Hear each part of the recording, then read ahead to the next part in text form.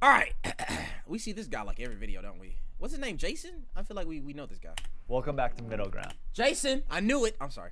And thank you to our sponsor Dashlane for making this episode possible. Make sure you stick around after the episode for a special offer from Dashlane. But first, here is Middle Ground, free speech versus censorship. Not sponsored by Dashlane. They don't give us any money. Just want that to be out there. Everyone in this video was tested. Hello. Oh my Jesus Christ. Hello, Ashley. I can always tell it's you. You have easily one of the most distinguishable voices. Uh-oh. Is that Flippity Beast Flip? Uh-oh. Is that other Ashley down in the chat? Girl, I know you at choir rehearsal. I know you ain't skipping out on Jesus for little old me. I sure appreciate it. Astral, I can't hear you. Oh my, what? Like at all?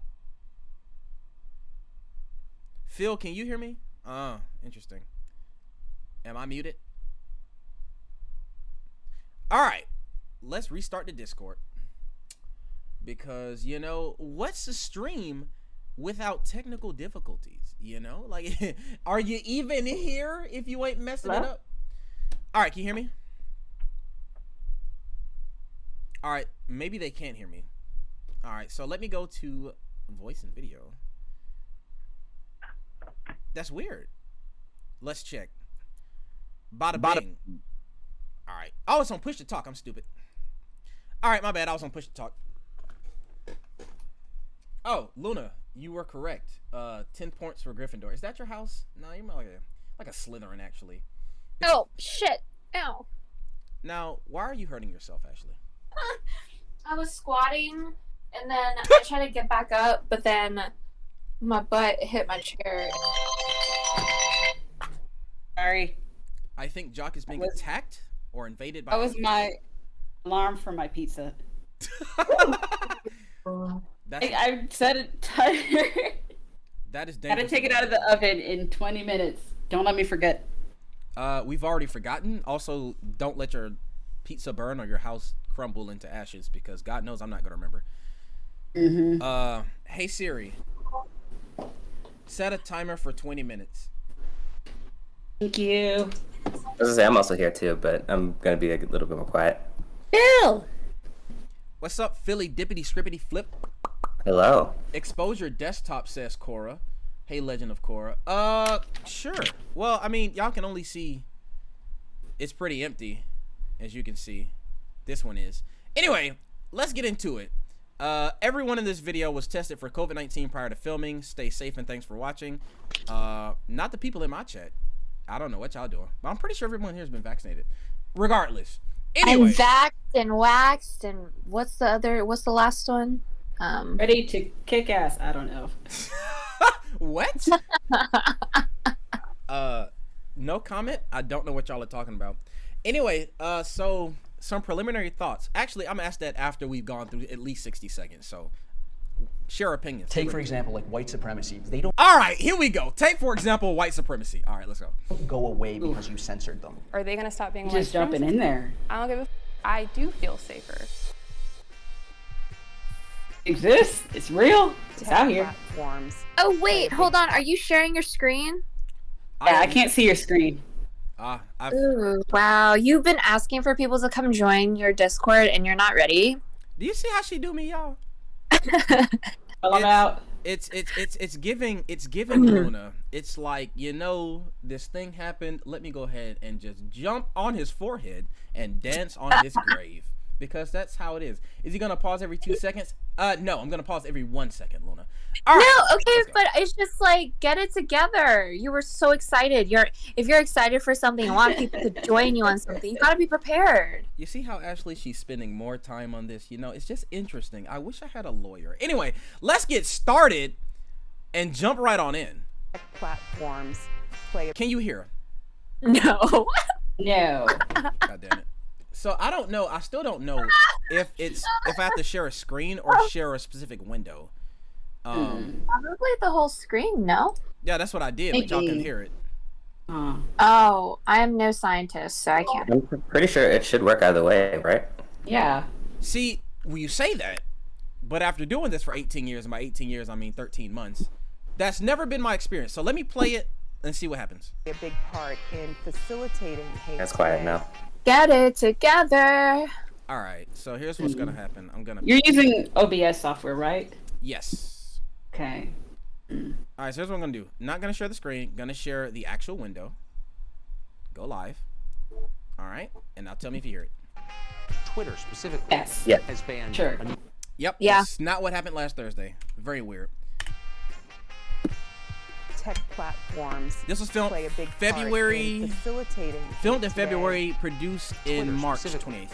has banned a number of different conservative accounts, not just the president. They can do whatever they want. They're private businesses. I think that people should be able to say whatever they want online. I like that she is known as Leah the Liberal. However, I think that there should also be consequences. The president of one of the most powerful countries in the world doesn't have access to social media. I Yeah. think platforms have a right to moderate content. We really have to be able to discern who gets a voice and what. Wait, they're crap, able we have to say. keep track of who's a liberal and who's not. Damn, I wasn't paying attention. I don't. We don't. I think We never their do. views They'll will keep track of make it. it clear where they stand. They'll keep track of it throughout the video. They'll stand on opposite sides of the room, and when they sit down and speak, their names and their ideologies will be mentioned on screen. Okay, cool. Joseph cool, the cool. conservative, he has glasses. I have glasses. We're basically the same person. Yeah, but Jack, even I'm need pretty sure they would have. You would kind of guess who is what by what they're saying. Oh yeah, now there is one of those where you guess the odd person out, where it's like 6 random people in one particular opposite or whatever. But that's a different thing. This is middle ground. Who has That's all experienced Jubilee, though. censorship, it ends up generating these chambers in which these ideas go completely unchallenged. Everybody kind of has to ask themselves: should everybody really be able to say what they want to say? We brought conservatives and liberals together to spark a dialogue about free speech and deplatforming in the age of social media. Hi, I'm progressives? Mia Thomas. I am a writer and the founder of Intersectional Environmentalist, which is an Ooh. online environmental media hub. Hi, I'm Lawrence. I'm a public policy analyst for San Bernardino County. Hi, I'm Bennett That's Kelly. interesting. I'm the founder of the Internet Law Center, and I'm an attorney who represents victims of online harassment. Ooh, like with the Anti-Defamation League. Also, that policy analyst thing. Now I'll get back to that later. Cool. That's interesting, yeah. I worked with a lot of those Conservative, in and my I last work in job. finance. Basically, a policy analyst is just a person who works for a particular department or agency. They may be a specialist in that they help administer it. They may be like have administrative works, but they are basically looking at policies that elected officials put in place and seeing if they're working, and if so, how well. My name is Jerome. I'm a political science student. I am 21, and I'm originally from Massachusetts. Hello, I'm Joseph. I'm an accountant, and I'm working towards my CPA, and I'm a part-time poker player. Part-time Such a poker? weird mix. Is That's wow. the right is more censored than the left. Fuck no! I'm sorry. I don't mean to be out here. There are children in here, but let's just go ahead and get something straight. I'm just gonna share my screen with y'all real quick. I have assembled a pretty brief but extensive list of all the times when left-wing ideas or policies have been censored since the 1950s, going back from McCarthyism in the 50s all the way to political correctness in the 90s, the war effort in the 2000s, and then in the 2010s, the stuff we have right now, cancel culture in the 2020s, conspiracy theories over the election and COVID. I have a list. So if you see me looking off screen or something, I just wanted to share that with y'all. If you see me looking off screen, I'm pulling from that. I wrote all of that today, definitely during work, because the right is more censored than the left isn't factual. Absolutely a factual. It is not true, but I am dying to hear what they say.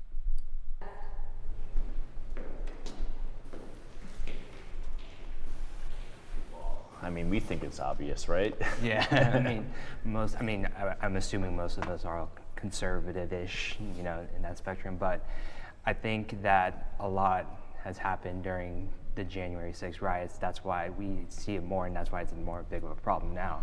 Parler can't even be on the App Store, or Trump got kicked off Twitter. Good. He's the leader of the free world, basically, at least for the U.S. Not anymore. He doesn't even have access to a social media platform. Twice impeached. I think there was Twitter, which was left-leaning, long before there was something like Parler.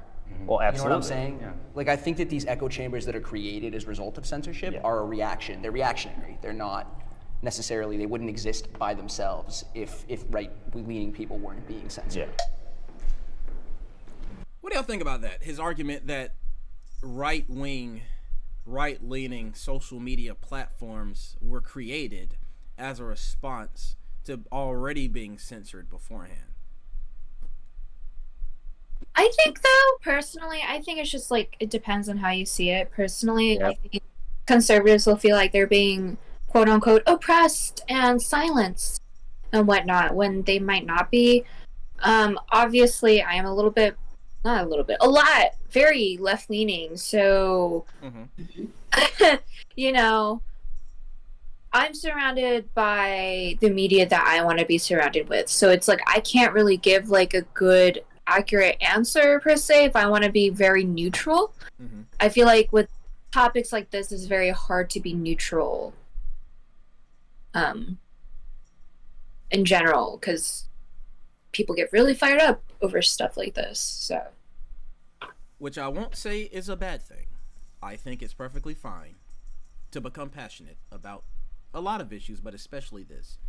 I think I can see how right-leaning people will see Twitter, a platform that posits itself as open to an international audience, how they can feel like they are being silenced on that platform in particular, as opposed to like social media platforms like 4chan, where those viewpoints are very open and accounted for, but like 4chan doesn't brand itself as being a general audience platform. And you're saying 4chan would be one of those right-leaning platforms you're referring to? I'm not saying that it's in itself is right-leaning, but it has a history of being a hub for right-leaning opinion and hate groups to manifest. It doesn't, because it's not as profitable. It's not like what advertisers and marketers are looking towards as a place where they can reach their target audience. That's why people who get booted off of Twitter feel as though they're being silenced, because they can't reach an audience that they can market to. I see what you're saying. Phil, do you have any opinions on this particular question? Repeat the question. Was it that that these sites were created as a result of people being censored on like regular sites? Yeah, and the idea that places like Parler were invented as a reaction to right-leaning ideas being already censored. I mean, without knowing like the actual like history of how this stuff was created, I would say yeah, I could see a world where that is probably true. Fascinating. I'm going to agree with all of your conclusions, but disagree on how we got there. I don't think that Parler and other sites like that, I think they exist as a reaction to Twitter. I don't think they exist as a reaction to being censored on places like Twitter. And I do believe the founders and the people on there would tell you things like that.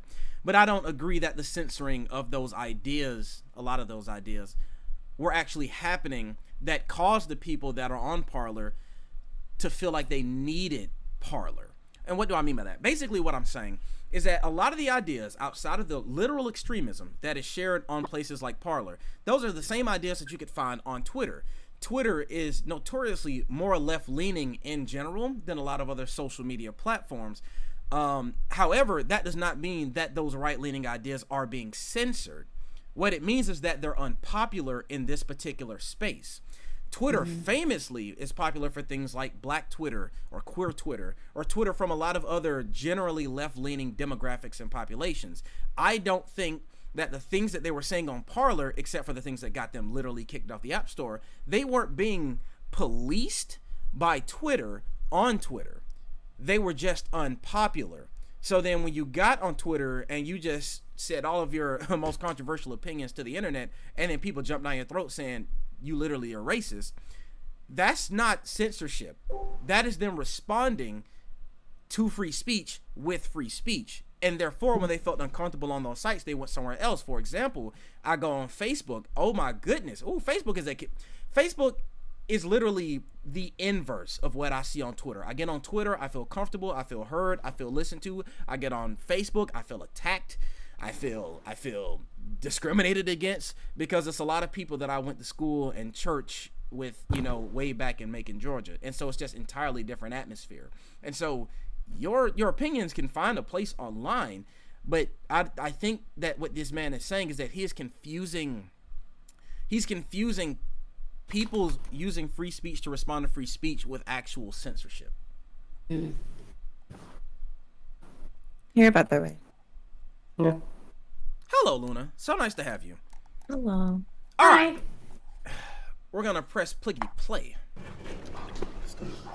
I guess I disagree because usually when I think of conservatives, I like her hair. You think of the party of law and order.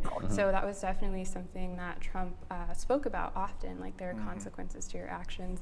Maybe more people could read the terms and conditions and find a platform that they feel more comfortable with. Like, real quick, I feel like he's about to interrupt her, and I want to smack him for that. You can see his lips moving, and it just makes me upset. But I'm not gonna. I don't want to jump the gun. I'm not gonna just automatically be upset with this guy. I'm really bad at that. However, I will say this though. I completely agree with her about not, the terms and conditions. The Republican Party for generations has been the party of law and order and has been on the side of the authorities. It's interesting that they're saying the authorities are against them when they are the authorities. That's all I gotta say. Sure. Parler, 4chan. But what Trump said wasn't 4chan. really as bad as what I've seen other Democrats say. Well, I guess to not deflect, what should be the appropriate consequences when someone violates the terms and conditions? I think it should be like a fair punishment, right? It shouldn't be a punishment, like especially for like being kicked off. It should be for everybody. Yeah. But if that is the solution, that has to be the solution for everyone. So No Name, Sean King are two of the most prominent left-leaning activists that I know of. And they have been repeatedly banned from Twitter, suspended from Facebook, Instagram kicked them off. And then when it happens to Candace Owens and Ben Shapiro, we hear conservative voices are being, but it's the exact same thing that was happening on the left that's now happening on the right. So I think the problem is the conservatives that believe this rhetoric is being suppressed, I don't think they know the other side is dealing with the same thing. There's no real history of which I am aware of left-leaning creators being blacklisted. Stop right there. Wow. Time to go to the handy dandy notebook. Go ahead.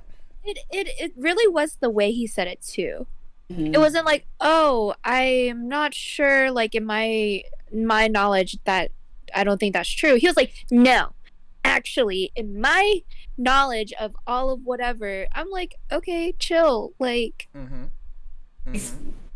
voicing his opinion as a position of authority. What you're saying is valuable. He was saying like, you're wrong. You're really wrong. Instead of like, let's discuss and see where we do not see eye to eye.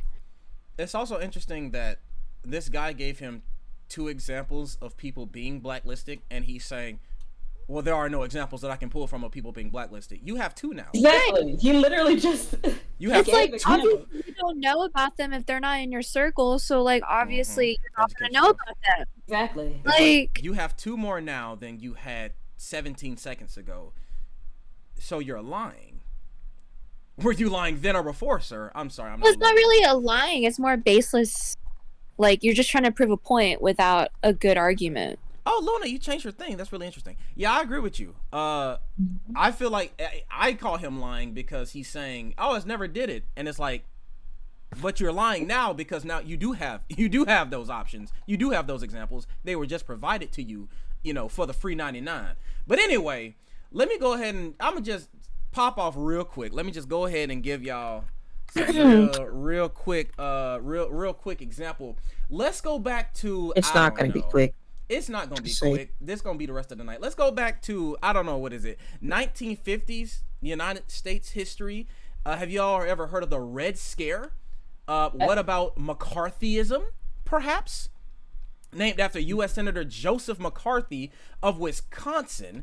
Because in McCarthyism, for those who don't know, for non-Americans, McCarthyism was a period of the United States history during the 50s where members of Hollywood especially, but all over the country, where people who were suspected of being Marxist or communist were irrevocably had their careers ended or had their livelihood taken away from them or were jailed because they were suspected of being Marxist. So if I were to make a movie that was like I don't know. Let's just say literally anything. If take any movie you want right now, and I'll spin it. Go ahead. Somebody name a movie. Let's just hope I seen it.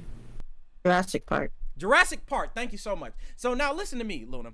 If I were to say something along the lines of, I made Jurassic Park, but Jurassic Park was released in 1952, how would we spin this as McCarthyist? Let's just say I'm the director, right, on the screenwriter. They would put me in jail and say, look here, Astral, if you really dissect this piece of cinema magic, what it really tells the story of is how man is more powerful than God. Because a simple human being was able to create life that had already gone extinct. And when you really think about it, that's very anti-Christian. And not only is it anti-Christian, it's borderline Marxist and communist, because now you're spreading this atheist ideology. And so I end up in prison, or maybe even worse, unemployed. Listen to me. And you're telling me that you don't have any history to pull from? Sir, you don't know about this? This was the biggest freaking thing. I mean, people like Humphrey Bogart. I mean, Okay. You should press play. All I'm going to say is McCarthyism happened. The Red Scare happened. Neighbors told on neighbors. It was a literal surveillance state. People went to jail. People lost their jobs for being literally left-leaning, even when they weren't. And this guy is trying to tell us that there exists no examples. You are a liar. You are a fool. Maybe he just doesn't know. Maybe he dumb, like real dumb. Or just very ignorant. You can't lie if you don't know the information. All the reason I'm saying he's lying is because he just had 2 examples, and therefore he's saying he has no examples. In court, that is a lie. He's being stubborn. The thing is, if you're gonna not quote unquote argue, but argue with somebody, why are you gonna take their argument? You gotta use your own argument. You know what I mean? Because that's a good debate strategy. If someone presents you with an argument, people know good debate strategies. I would hope if they're studying political science, and they want to come on this argument. If they want to, for that? If you want to come on this platform and sit in that chair and debate with somebody else and share a dialogue, then you should be able to take whatever argument someone gives you and flip it to work for you. That's just basic conversation. But the fact that he will be told, hey, Jock, take your piece out, Devin. But the fact that this guy was given 2 examples and then saying, that shit burnt. if this guy is given 2 examples in his face and he responds with, there are no examples, that is a bold-faced lie, because it doesn't even matter if you know about those examples or not. They were just presented to you. So to say that they aren't, I mean, in court, that is a factual lie. We've already entered those facts into evidence. You can't say there are no examples. They're out there now. So stupid or dumb, one of the, I mean, I'm pressing play. Jones, James Woods, Donald Trump have been. Yeah. James Woods is evil. Alex Jones was on this journalistic scene for 30 years, and they erased all 30 years of that. How about the White House YouTube channel? They eliminated all of Trump's videos, all of them. Do you not see the difference though? Because Sean King says abolish the police, and say Alex Jones, for example. Give me intro.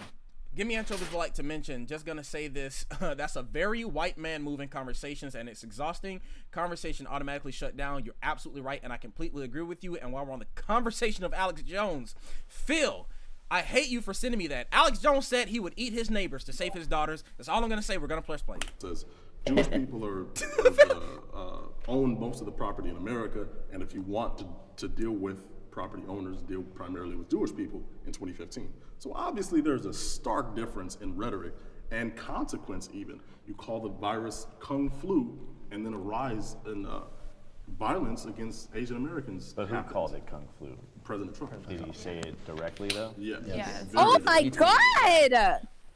Did he say it directly? Let me take my glasses off, because this. Yeah, that. Wait. Who said that? Who said that? Trump.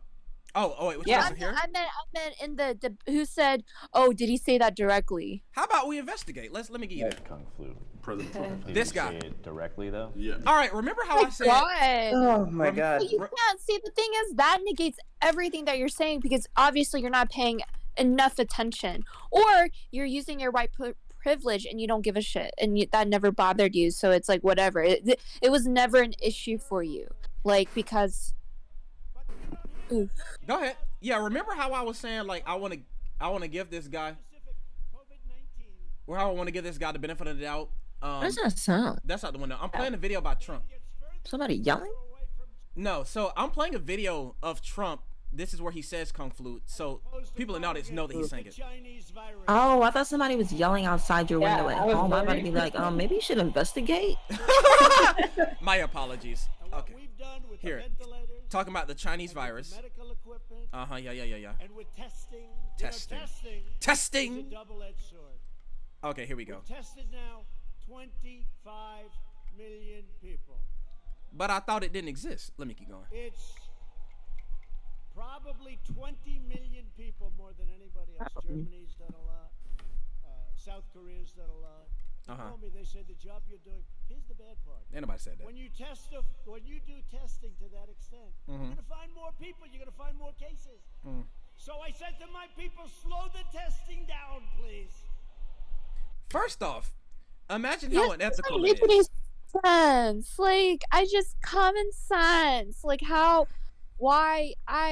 obviously, of course, you can't be proud of your low numbers if you only tested 5 people. Factual like, statement. that's such a bad statistical sample. Yeah, man, my room is really clean if you never turn the lights on.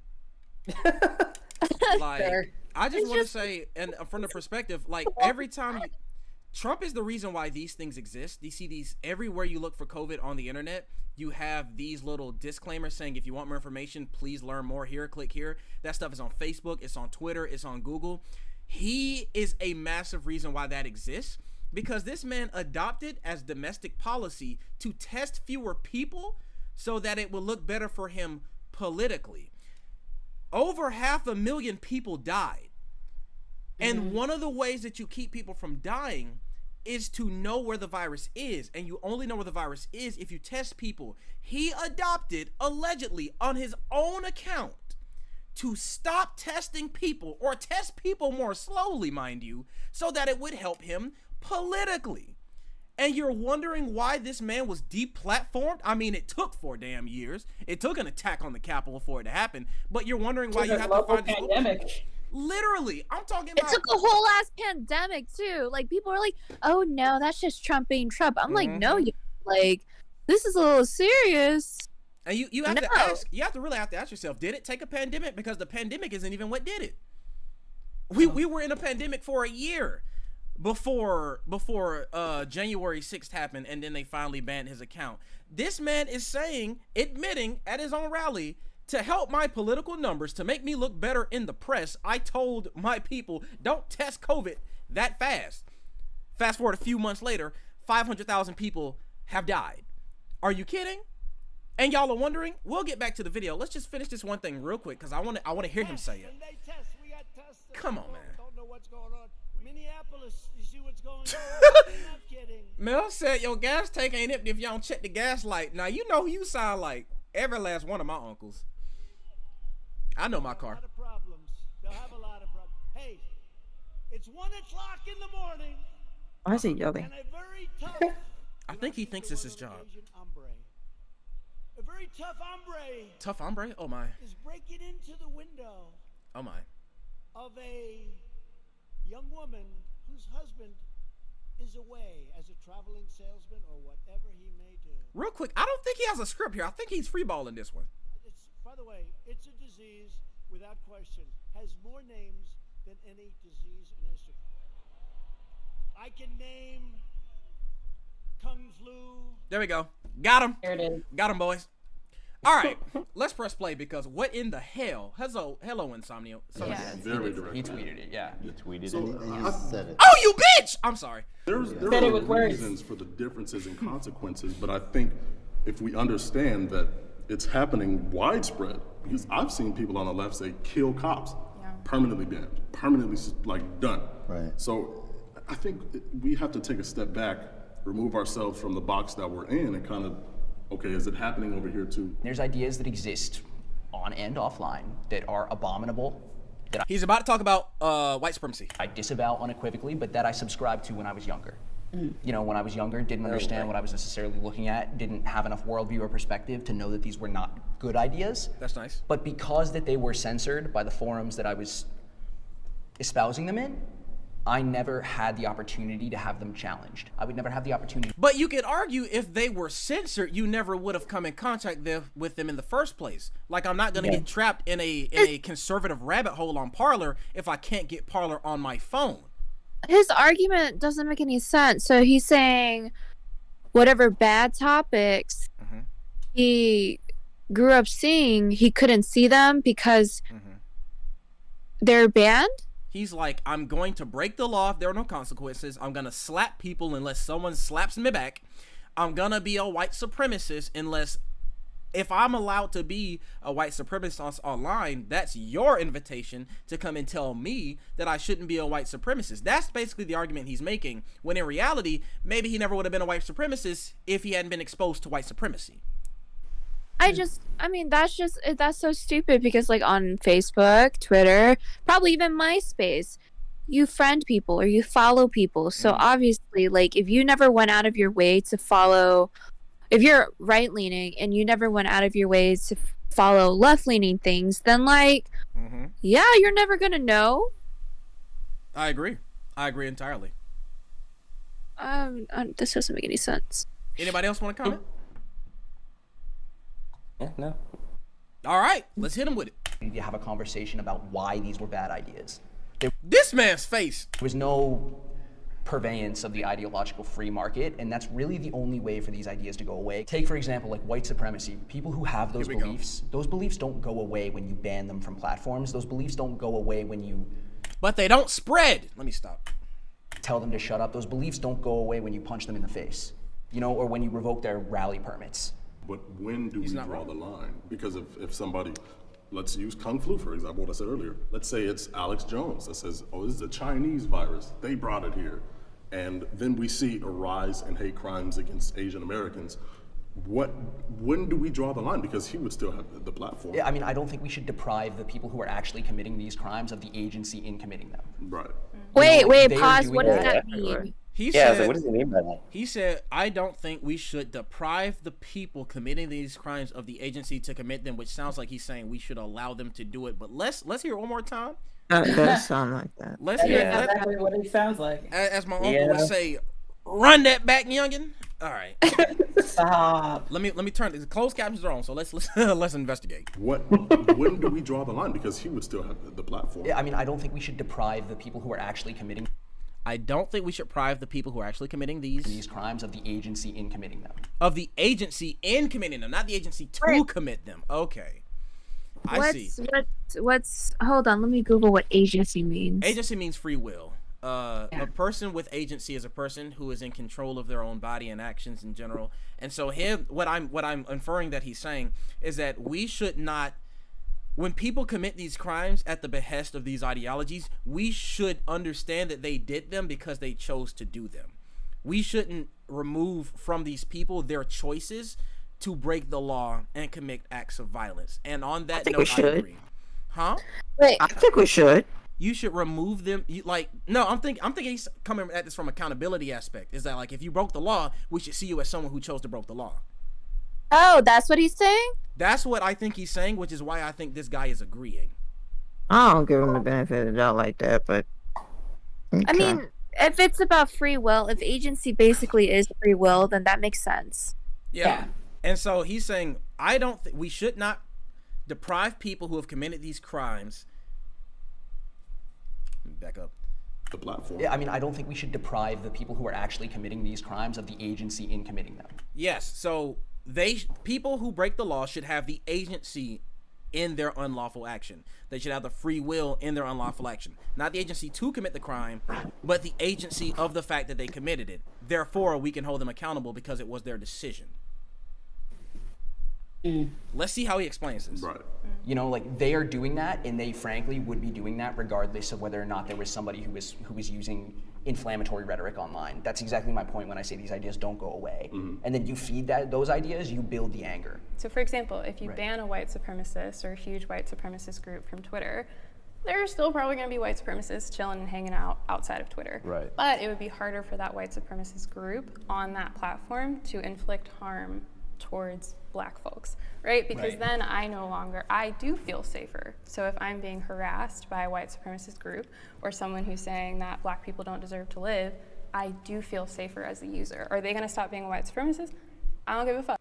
I don't care. They can do whatever the fuck they want to do. That's their free speech. However, it does make me feel a lot safer. I just think the left is now catching more up to us and realizing that the censorship is happening. And I know this is a heavily moderated thing, but this is actually a lot calmer than I expected it to be. Isn't it? Like, yeah, no, a little too calm. Now, yeah, it's a 30-minute video. We're 7 minutes in. I just know for a fact I would not be invited here. If I auditioned for this and there was like, you see here, Astral, you know, you say some interesting things every other month or so. That's regularity enough for us. However, we've seen the way you speak.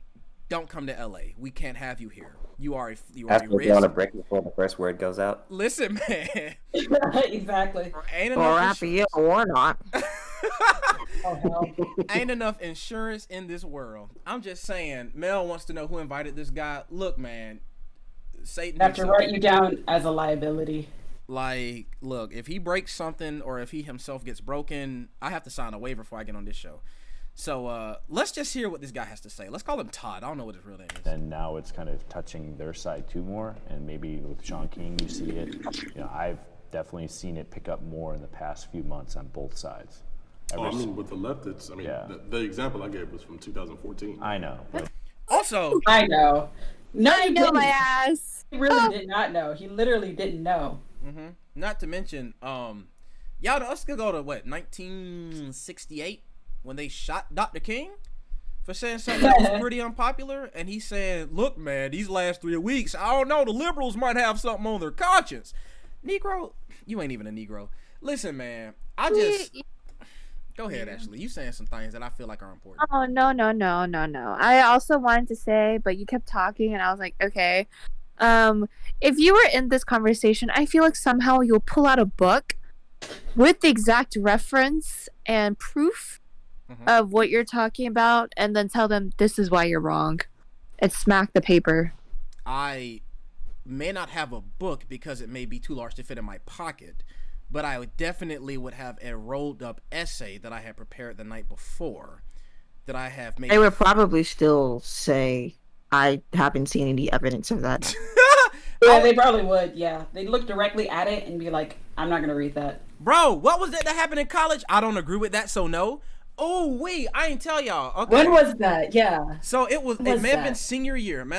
So it's probably 2018, 2019, one of those years. For those who don't know, in the chat, I founded and ran a mentorship program for minority students at a local high school when I was in college, right? And I was doing some recruitment one day, and this white girl came up to me and asked me, he was like, what is it? What just happened? Oh, thank you for our Earth is not a globe. Interesting. Well, thank you for the follow regardless. I'll respond to that. Also, I feel like and so basically what happened was I asked her, I was like, hey, would you be interested in joining this unnamed organization? And she was like, what does this unnamed organization do? And I was like, yada, yada, yada. We help minority students, local high schools, so on and so forth. And she was like, why do you only help minority students? And then I explained it to her, which I feel like I don't have to explain to this crowd, but I explained to her why we serve minority students primarily. And then she was like, well, I don't agree with that, so no. And that became such a meme for me, Phil, Jock, and Lorenzo, and Abby for like 3 years. Phil still says it to this day. And this is what we're getting at. The I don't agree with that, so no crowd is her. That's what's going on here. God. Also, I feel like only the left has sources and mentions sources examples. You're absolutely right. You're absolutely right, anchovies. Well, I will give credit to a lot of journalists, a lot of popular journalists on the right. They have done a very good job of collecting, circumstantial evidence, where you could argue all evidence is circumstantial in some way. But I will argue, I would have a hard time arguing with, you know, a lot of these people, maybe not Ben Shapiro, but like maybe a Candace Owens, because she's really good, or Tomi Lahren, she's really good at like nitpicking very specific examples because she is a journalist, so she keeps her nose to the news constantly. I do that as well, but it's like when somebody has a laundry list of evidence, it really doesn't even matter how good the evidence is. If they have a lot of it, it makes it seem like it's more valid. If I was a white boy moved to Africa, I'll become a minority. Do you think they would serve my needs over there, and still we need a black president, multiple black sports people? I don't know what you're saying about the black president, black sports people. I may get to that later. But if you're a white person and you move to Africa, are you assuming that every nation in Africa is majority black? Africa's not a country. A wild assumption, my guy. It is. Also, Africa's not a country. Are you referring to a specific population in general? If so, we can look up that population. But you're saying if you were a white person and you entered into a black population, a majority black population, and you yourself became a minority, yes, you would be the minority there. So what are you saying? Do you think they would serve my needs over there? Over there is in Africa? If you were a minority, are you saying would they serve your needs? Well, because if you're just going with the example of of Africa, hell yes. The reason that I am literally sitting in this chair in the United States is because white European powers colonized and raped Africa and then forcibly removed people from there, or, you know, with the help of people that were living in there, took slaves and brought them over here several hundred years later. I don't have a country to call my own outside the United States. I'll never know my national lineage or heritage. So yes, even if you're white, you being in the minority does not mean you're the disadvantaged population. It just means you're literally the minority. In the United States, they go hand in hand. In Africa, that's not necessarily the case when you understand that the history of Africa for the last 500 years has been the colonialization and basically the discrimination against, you know, people who are born in Africa, people of darker skin, by people with white skin. So like, yeah, you being the minority does not mean you're gonna have a worse time. Let me see. Especially if you go over there with money. Like if you're already well off, you're already in a higher class, depending on the area and population you get into. Jews were the majority of owners of the ships that brought slaves to America, and also the slave owners. You should fact check that, and if you find the fact, please send us the link. I'm happy to entertain that. However, what's your point on that? Our Earth is not a globe. The fact that the Jews were the owners of those ships. What are you saying about that exactly? Also, I'm gonna press play. Like an anti-Semitism. It does indeed. It's been around for a while, even when you're looking at the civil rights movement and you're looking at the literal burning down of civil rights headquarters and things like that. My parents and my grandparents and my great-grandparents in the civil rights movement were continuously policed and harassed for their beliefs, violently so, jailed for their beliefs. So I find it almost... She has such a calm voice. When civil rights folks are being imprisoned. I agree, and I feel like it's because she's been taught her entire life that she has to be, or she's the crazy black woman in the room. Mm-hmm. Oh, I was just, this came from lovingness and innocentness. I mean, I totally get it too, but also I'm sleepy, so I'm just like, how soothing. You didn't say anything wrong. You didn't say anything wrong. I'm just letting you know that, like, her being this calm, especially, I mean, her and the black guy next to her, them being calm is not an accident. It is something that a lot of them have to be. If you want to think back to the vice presidential debate between Mike Pence and the current Vice President Kamala Harris, so much of what she had to do was not yell because she would have been the crazy black lady.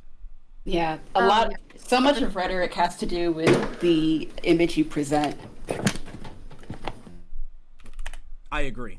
And killed for their beliefs. However, because a conservative can't use Twitter, I'm supposed to feel bad. Well, I don't think there's a comparison. What I wonder is whether or not there is a leftist ideologue, someone who is similar to Alex Jones or someone like that. So why does this guy have to use all these big words? I'm like, can you just not? I agree. An ideologue is basically a person who is like an icon of a certain ideology. Like if I'm trying to think of an example. I mean, Dr. King, he's really easy to pull from. If you want an ideologue of equality, economic sustainability, of economic justice, you know, things like that. The ideas that he stood for is that people in the United States are oppressed through no fault of their own, and they should be lifted out of that oppression, usually through economic means of justice. He would be an ideologue for that type of idea. And so he's talking about, is there an ideologue on the left? I don't know what the sentence is about to be, but yeah, that's what he's talking about. It was blackballed from 6 social media platforms over the course of 12 hours. Who? On the left, it doesn't really happen that often. Look at what they admonish, like abolish police, you know, give everybody health care. Like, what in that world, what in that realm would be like, you're done. You don't need to, you know, you're talking about killing people. Well, we're saying burn it all down this summer during the riots. Buildings, but that's not, you know, But that's people. still people's property. You know, they build it, they save That's their whole violence. savings. You know, $2 billion damages as a country. I hope someone we need pulls to up say that Tulsa. Violence is bad. Ha! Do it on 100-year anniversary. Stuff is bad. I think we need to give perspective to Unarmed it. people Yeah, it is has to bad, be too. context. Yeah, because we can't say burning buildings is bad and then not understand the reason as to why they're burning. I don't agree with burning them, but we kind of got to give context to both. You know, we can't just say this is all terrible. You know, I don't want to be anecdotal about this, but at the same time, my parents are immigrants. I'm going to They work fight. for everything that they have. My mom, she came from a family of 6. And That's true. they didn't have a lot when they came to believe this you. country. And each of their siblings, including my mom, they had to work for everything that they have. Right. And they made something of themselves. So and then we also have rental properties. So if one of them burned down because of a riot. Well, that's what you have that's- insurance for. No? Well, I mean, I guess the issue, I mean, it's okay for major corporations, of course, but like, I think you can't really argue that if you're like a small business or you have multiple rental properties. But also, at that point, wouldn't you have enough good insurance for all of that, though? No, I I would agree. hope so. And my problem is that people who make this argument, and I believe everything he's saying, I believe that him being a first or second generation immigrant, he and his family have worked hard for what they have, and that's wonderful, and it should be protected because they earned it. That's perfectly fine. There's nothing wrong with that. My argument is that they always center that argument as if the overwhelming prevailing argument in response is that we want to burn stuff down. No. We're not coming out on the street saying we need to burn this because this is how we want to respond. You shouldn't have your stuff burnt down, but I'm not going to center your story of having your building burnt down over the story of someone who lost their life. Both can be bad. You don't have to pit them against each other. And that's Also, always the problem. They don't understand that also, like, half of these riots, like, when it got really bad, it wasn't even because of the people who were actually peacefully protesting. Not to mention that, I can't remember what was the NPR, over 90%, I believe it was like 93%, 93 or 95% of all the protests that happened, you know, during the racial reckoning of 2020 is what we're calling it now, were peaceful. And most of the ones that became violent, they became violent because the police made them violent. Whereas people were peacefully walking down the street, but it was after curfew, and then they started to shoot people with rubber bullets. Literally, people lost their eyes, some people their limbs, some people their lives, and spray them with tear gas. So it's like people are peacefully protesting, even if it's unlawful, because it's after curfew, so they literally just can't be outside at night. And then they will get attacked by the police. I mean, the one that happened in Atlanta, the couple, breaks my heart to watch it. I don't even want to show it to y'all here, but like, basically they're trying to get home in Atlanta. There's a curfew and there's a protest, riot, whatever you want to call it. There's some civil disturbances happening at night. They can't get, because traffic is in gridlock, because it's in the middle of a curfew.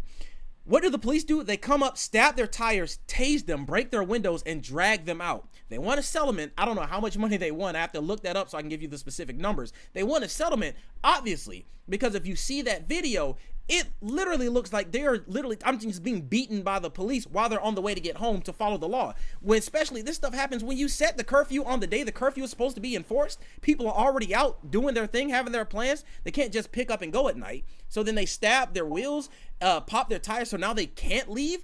That's entrapment. They're literally forcing them to break the law now. Yeah, exactly. It's like you set them up, so obviously this doesn't help your side. You know, of course, there's always bad bunches or bad apples in a bunch, whatever the fuck. But like, this is not helping your case. Exactly. Like, I don't understand why people couldn't understand that. you know? Because like at that time either nobody really posted any great videos of police doing great things or whatever. We've seen so many bad things that these people who are supposed to protect us weren't protecting us but directly hurting us. So it's like, well, at this point, fuck the police. What am like, you know? Yeah, and I'll go ahead and drop I dropped it in the chat, but I'll go ahead and drop it in the Discord as well, in the Discourse channel. Exactly what article, what video I'm talking about. 2 cops fired after college students violently arrested. Like, watch the video in your own time. Watch it here if you want to. I feel very uncomfortable showing it. It is pretty traumatic. That said, though, it's important that people know what happened. And then even Mel is right here saying in her hometown, cops were also blocking people in to prevent them from leaving. And where are you from? I think she's from Florida. So, like, yeah. Like, look, nobody's saying you deserve to have your building burnt down. You deserve to lose your livelihood. Target should rot in hell. I mean, maybe Target. I'm not saying, I don't know. I kind of like Target. All I'm saying is, look, no one's saying that you deserve to have your building burnt down. But look at what you're comparing that to. You're literally saying, I'm literally saying, hey man, somebody died and they should not have died. And you're responding with, but what about my problems? You have problems too. They can be 2 separate conversations. They can both be a problem. But you don't go to the people who lost their life and tell them I lost my building. Right, and the other thing, people were being upset about Target getting like not attacked, but what's the word? Looted. Looted, yeah. They got mad at like I love that word. They got mad at like Target and Sephora getting like looted. And I'm like, at this point, these major big companies will be fine. They can probably deduct it as some type of loss. It's not that big of a deal. But like, for me, I draw the line at like, you know, smaller businesses, but I'm like, you are making a big deal for no reason. Like, oh my God, you can't go to this one Target that's 5 minutes away from you. Go to another one. Shit. Like, you can drive, right? Yeah. Protect your business. You know, small businesses, those should be protected. And, you know, that's wonderful. And do that. And I don't want people burning it down. But there is a time and place for everything. And I just feel like they get it wrong every time. Exactly. That's all I gotta say. That's our life savings right there. We put a lot of money into that. Do you know, so I guess let's take it back to the civil rights movement, because usually I think the future sometimes is a better indicator of what's like morally right and wrong. I lived about 10 minutes from Ferguson and was there when those buildings were burning down, and it was incredibly terrifying. But I also remember the business owners who said, I can replace my windows. What I can't replace is a lost child. So hearing those business owners, hearing them, I can talk about them hypothetically and how I hypothetically think they might feel, but I also can talk about people who had their own buildings burned down. Of course, you know, and people who do say that they're on like, you know, the Black Lives Matter side, of course. Not necessarily, a lot of them are white. But at the same time, you know, like I go back to business because, you know, I'm an accountant, you know, I care about the numbers and all that stuff. But and I care about Black lives. I care about lives. Oh wow! Exactly. Hashtag uproar. Hashtag uproar. You care about the numbers, but hello, get on his ass, Ashley. Get on his ass. I know this Joker did not say, I'm an accountant, I care about the numbers. How cold, how callous, how calculating, how foolish. Not to this woman you didn't say that. Not to her. Boy! Hold on, let me see what he got to say after that. Hold on. Yeah, we all care about Black I gotta hear this. There we go. So, okay, first off, literally the only response that she could have given was what she did, and she did it perfectly. Go ahead and clap for this woman. That's wonderful. However, here's my thing. I know you going to people and telling them these people are sad, they lost lives. And he's like, well, I'm an accountant, so really, how much is a life work? Let me consult my alchemical books and see what it takes to build another human body. What is it? Saltpeters and carbon? Well, I would like to note too, that's not in our line of business. Honestly, we looking at, if you're an actuary, then that might make sense because you're in insurance and, you know, life insurance, sure. But as an accountant, that does not make any sense, and that's a very invalid point. He's just being selfish. He's saying, I was worried about my own property because that's my money on the line, not lives. Also, like we mentioned before, if you had proper insurance, you would be fine. Because I'm sure that there was something, if you know, care so much about your shit, I'm sure you would have gotten the right insurance to make sure that if anything happens, you are insured. So, like, this angers me so much because it's like, really? I agree with you. Phil, There's I hear a lot your of voice. That you can. Go ahead, I agree with this. Yeah. Oh, I was gonna say, not to mention, there's a lot of things that you can deduct as a business expense, and I don't know why you're so worried about your rental properties, but I don't know. Maybe he didn't pass the tax portion yet. Who knows? But call him out. I just about to say, boy, your shit burned down. You got to pay taxes that year, boy. You in the goal. But I don't know. I'm not a lawyer. Do not take my advice. Jesus Christ. That will get us both in jail. Anyway, Mel, you're asking, where did the Jew say his parents were from? I don't know. I don't think he mentioned it. He mentioned that he's an immigrant, but I don't think he mentioned the nation of origin. I didn't hear it either. But numbers trump black lives?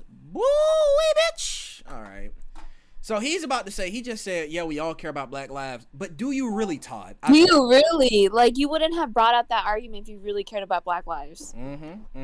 Somebody died. He's like, but let me not say what I was going to say. Let me stop. I don't care about the numbers and all that stuff, but And I care about black lives. All I right, care but about lives. we all care about black lives, but also too. Do like, we, a lot Todd? of misinformation was spread Do about we? those riots too, with the hands up, don't shoot. They said that he was facing backwards, and they found out that he wasn't, and he didn't have his hands up. You talking about last year? Or? No, talking about Michael Brown. That's what started this. Yeah. Let's just not Well, get and then into they're that. spreading the misinformation, and then it also. And also, if you'd like to have the perspective, so I was there that day, Yeah. unfortunately, and we can talk about censorship. So after he was killed, he was on the ground for 4 hours. Our radio stations were turned off, and our news stations were turned off. So we didn't have information as to what was going on, which I agree don't like the allowed misinformation to spread. Exactly. However, Oh to my say God! That, so no, I'm not agreeing with you, but I'm This saying is maybe so like know angry. what the people Did you in hear that what he community were said? faced You with agree before with the censorship? Oh my God, that's not her point. We're going to drop kick him. No, it's terrible. It's terrible. The censorship of those radio stations is awful, and I think it contributed to a lot of. He must be a libertarian. Misinformation. Not just misinformation. Who, but the 21-year-old in the middle? And destruction that happened within those communities because people weren't being given the information they were entitled to. Yeah. You know, I think that in itself is an argument against censorship for sure. Tech companies He should be redirected her allowed to narrative. ban whoever they want. Bro, fedoras. Mel, you crazy. Okay, tech companies should be allowed to ban whoever they want. Well, I will say this. If you're private, then, like, you have free reign to do whatever the fuck you want. If you're a governmental entity or a public entity, well, government, then, probably not, because free speech. But for private, yeah. I'll go ahead and share my opinion on this. People have a lot of rights. You have the rights to do a lot of things in this country. Should you, though? That's something that a lot of people should discuss. For example, going back to my notes here. All right, because now we got some real good stuff. So let's go to the war effort in the early 2000s, right? This is after 9/11. Bush is president. He has an approval rating as high as 92%. Unheard of. That does not happen. Most presidents have an approval rating around 40-something for the majority of their presidency. This man's sitting at 92 at the highest, averages around 70 to 90 in the months and years after 9/11. People, it doesn't matter if they love him. Whatever he does, whatever his administration does, they agree with him, right? Okay. It fell during the economic crisis, but that's literally that's in his second term, all right? Media networks can broadcast whatever they want. That's true. But should they? Let me give you an example. Clear Channel Communication. Matter of fact, I'll even give you the article that I'm referring to if y'all want to look here on my screen. 164 songs that were banned from American radio after 9/11. 164 songs that were banned. Like Imagine by John Lennon. Imagine by John Lennon because they conflicted with the war effort. Now, as a counter argument, Snopes says that these weren't banned by Clear Channel. There was a list of things that might be considered insensitive, and then the radio stations themselves had the authority to choose whether or not they want to play them. Is that censorship? Is it people exercising their right? I'll allow you to decide. A big example, the one that me and Mel and even Luna were talking about before the stream, is the Dixie Chicks. Formerly known as the Dixie Chicks, but they're known as the Chicks now. The most successful female music group in history at the time that this happened in 2003, right? Publicly denounced Bush at one of their concerts, and their careers almost ended, is what happened. They didn't say F Bush, he's not my president, we want to kill him or whatever. No, what they said was, Bush embarrasses, I'm embarrassed that Bush is from Texas. We're on the side of you, not on the side of the war. That's basically what they said. Please look up exactly what they said if you want to hear verbatim what it is that they said. It was misrepresented in the news media literally up until tonight. You know, the ACLU, as a matter of fact, published a list of hate crimes and acts of censorship that happened in post 9/11 USA. There were hundreds of these incidents. I'll put all of these links in the chat and in the Discord if y'all want to look at them.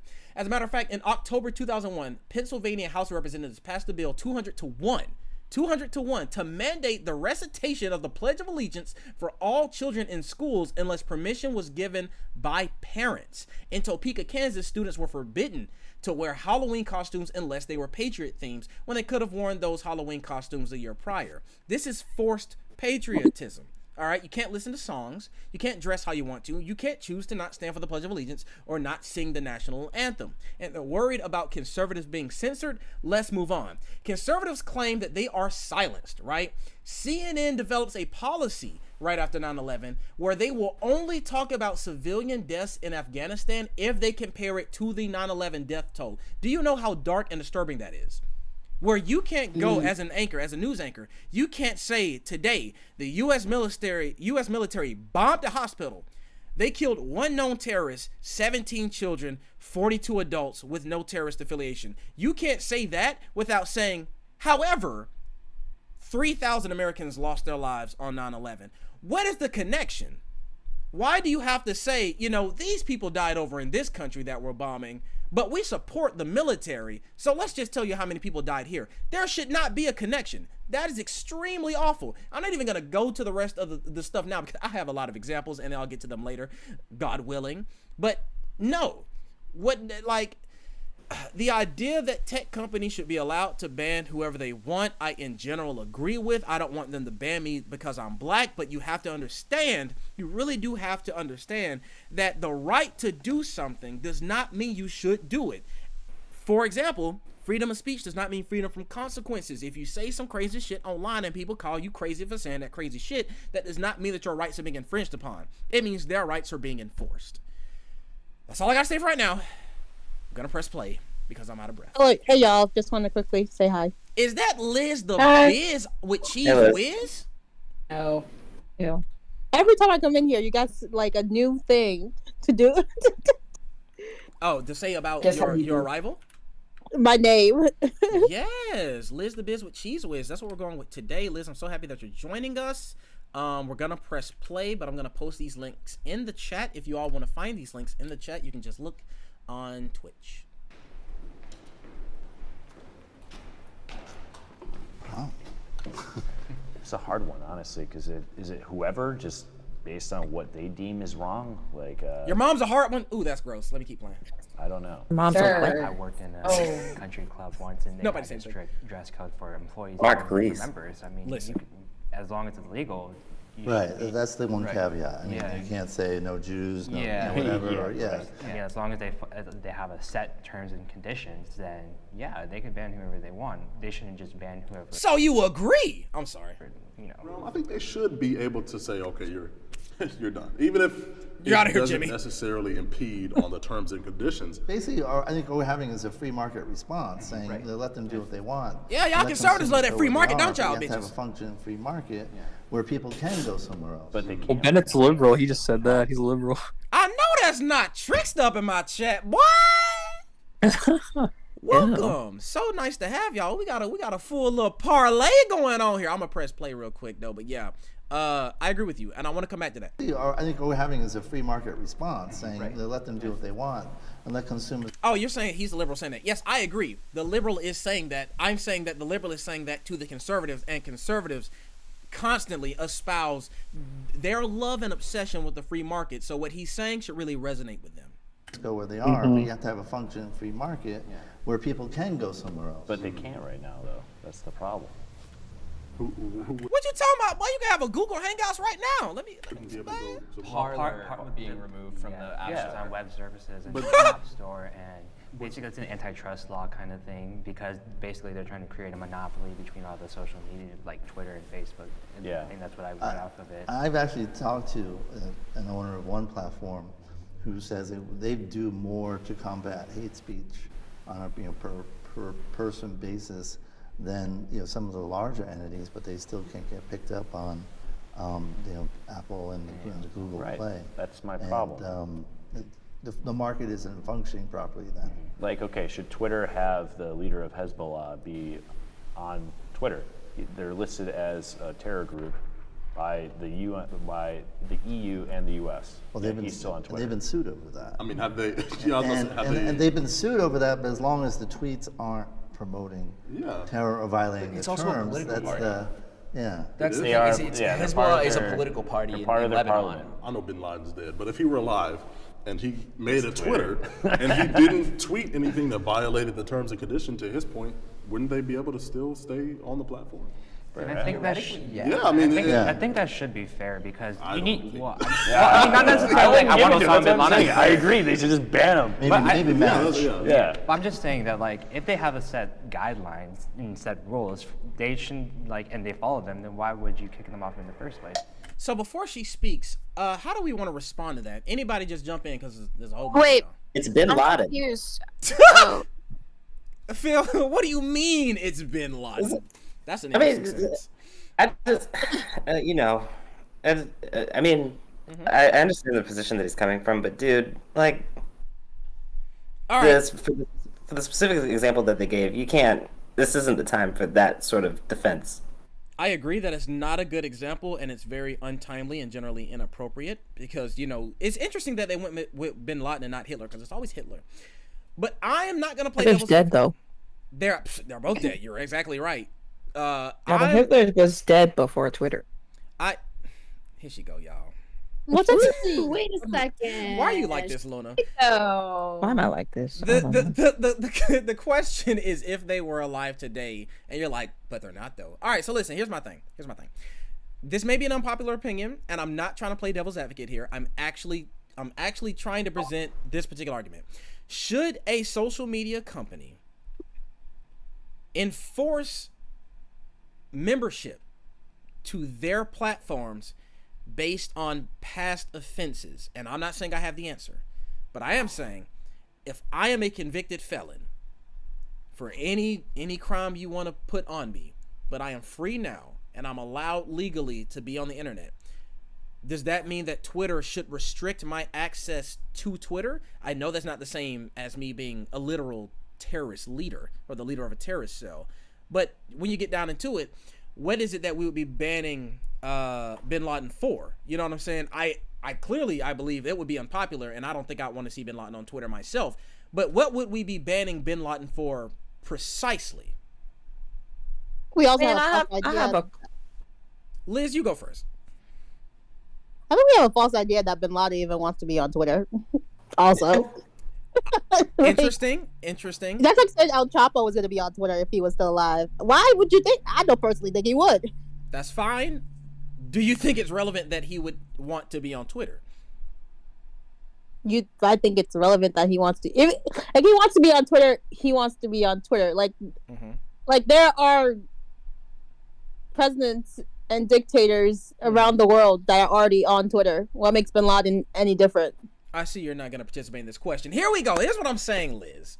I have a question, though. Go ahead, Luna. Go ahead. Is Twitter considered a public good? Is it your right to have access to it? You live in the state of Georgia with me and everybody else here, except maybe Liz. I don't know where she is at any given time. She might be on another planet. But I will say this. All of us, call your Republican representatives in Congress and ask them that question, because famously, or rather infamously, Congress is having an extremely hard time passing an infrastructure bill. Historically, infrastructure is extremely popular and bipartisan legislation in Congress. They can't pass it because they can't agree on what infrastructure is. To a lot of conservative, infrastructure means physical things like roads, bridges, and buildings.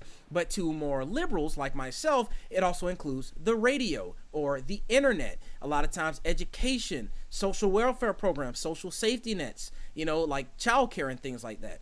And so ask them, because that question is not settled. The internet is generally considered to be a public good, which is why a lot of government entities like the Georgia Department of Community Affairs or the U.S. Department of Agriculture, while they're working so hard to expand access to broadband services, but is it a public good?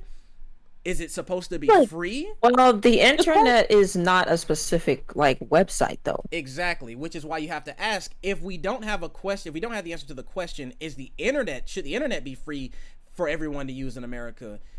If we don't have a question to that, then I think the answer to your question, should everybody have access to Twitter? I think the answer to that is definitely no.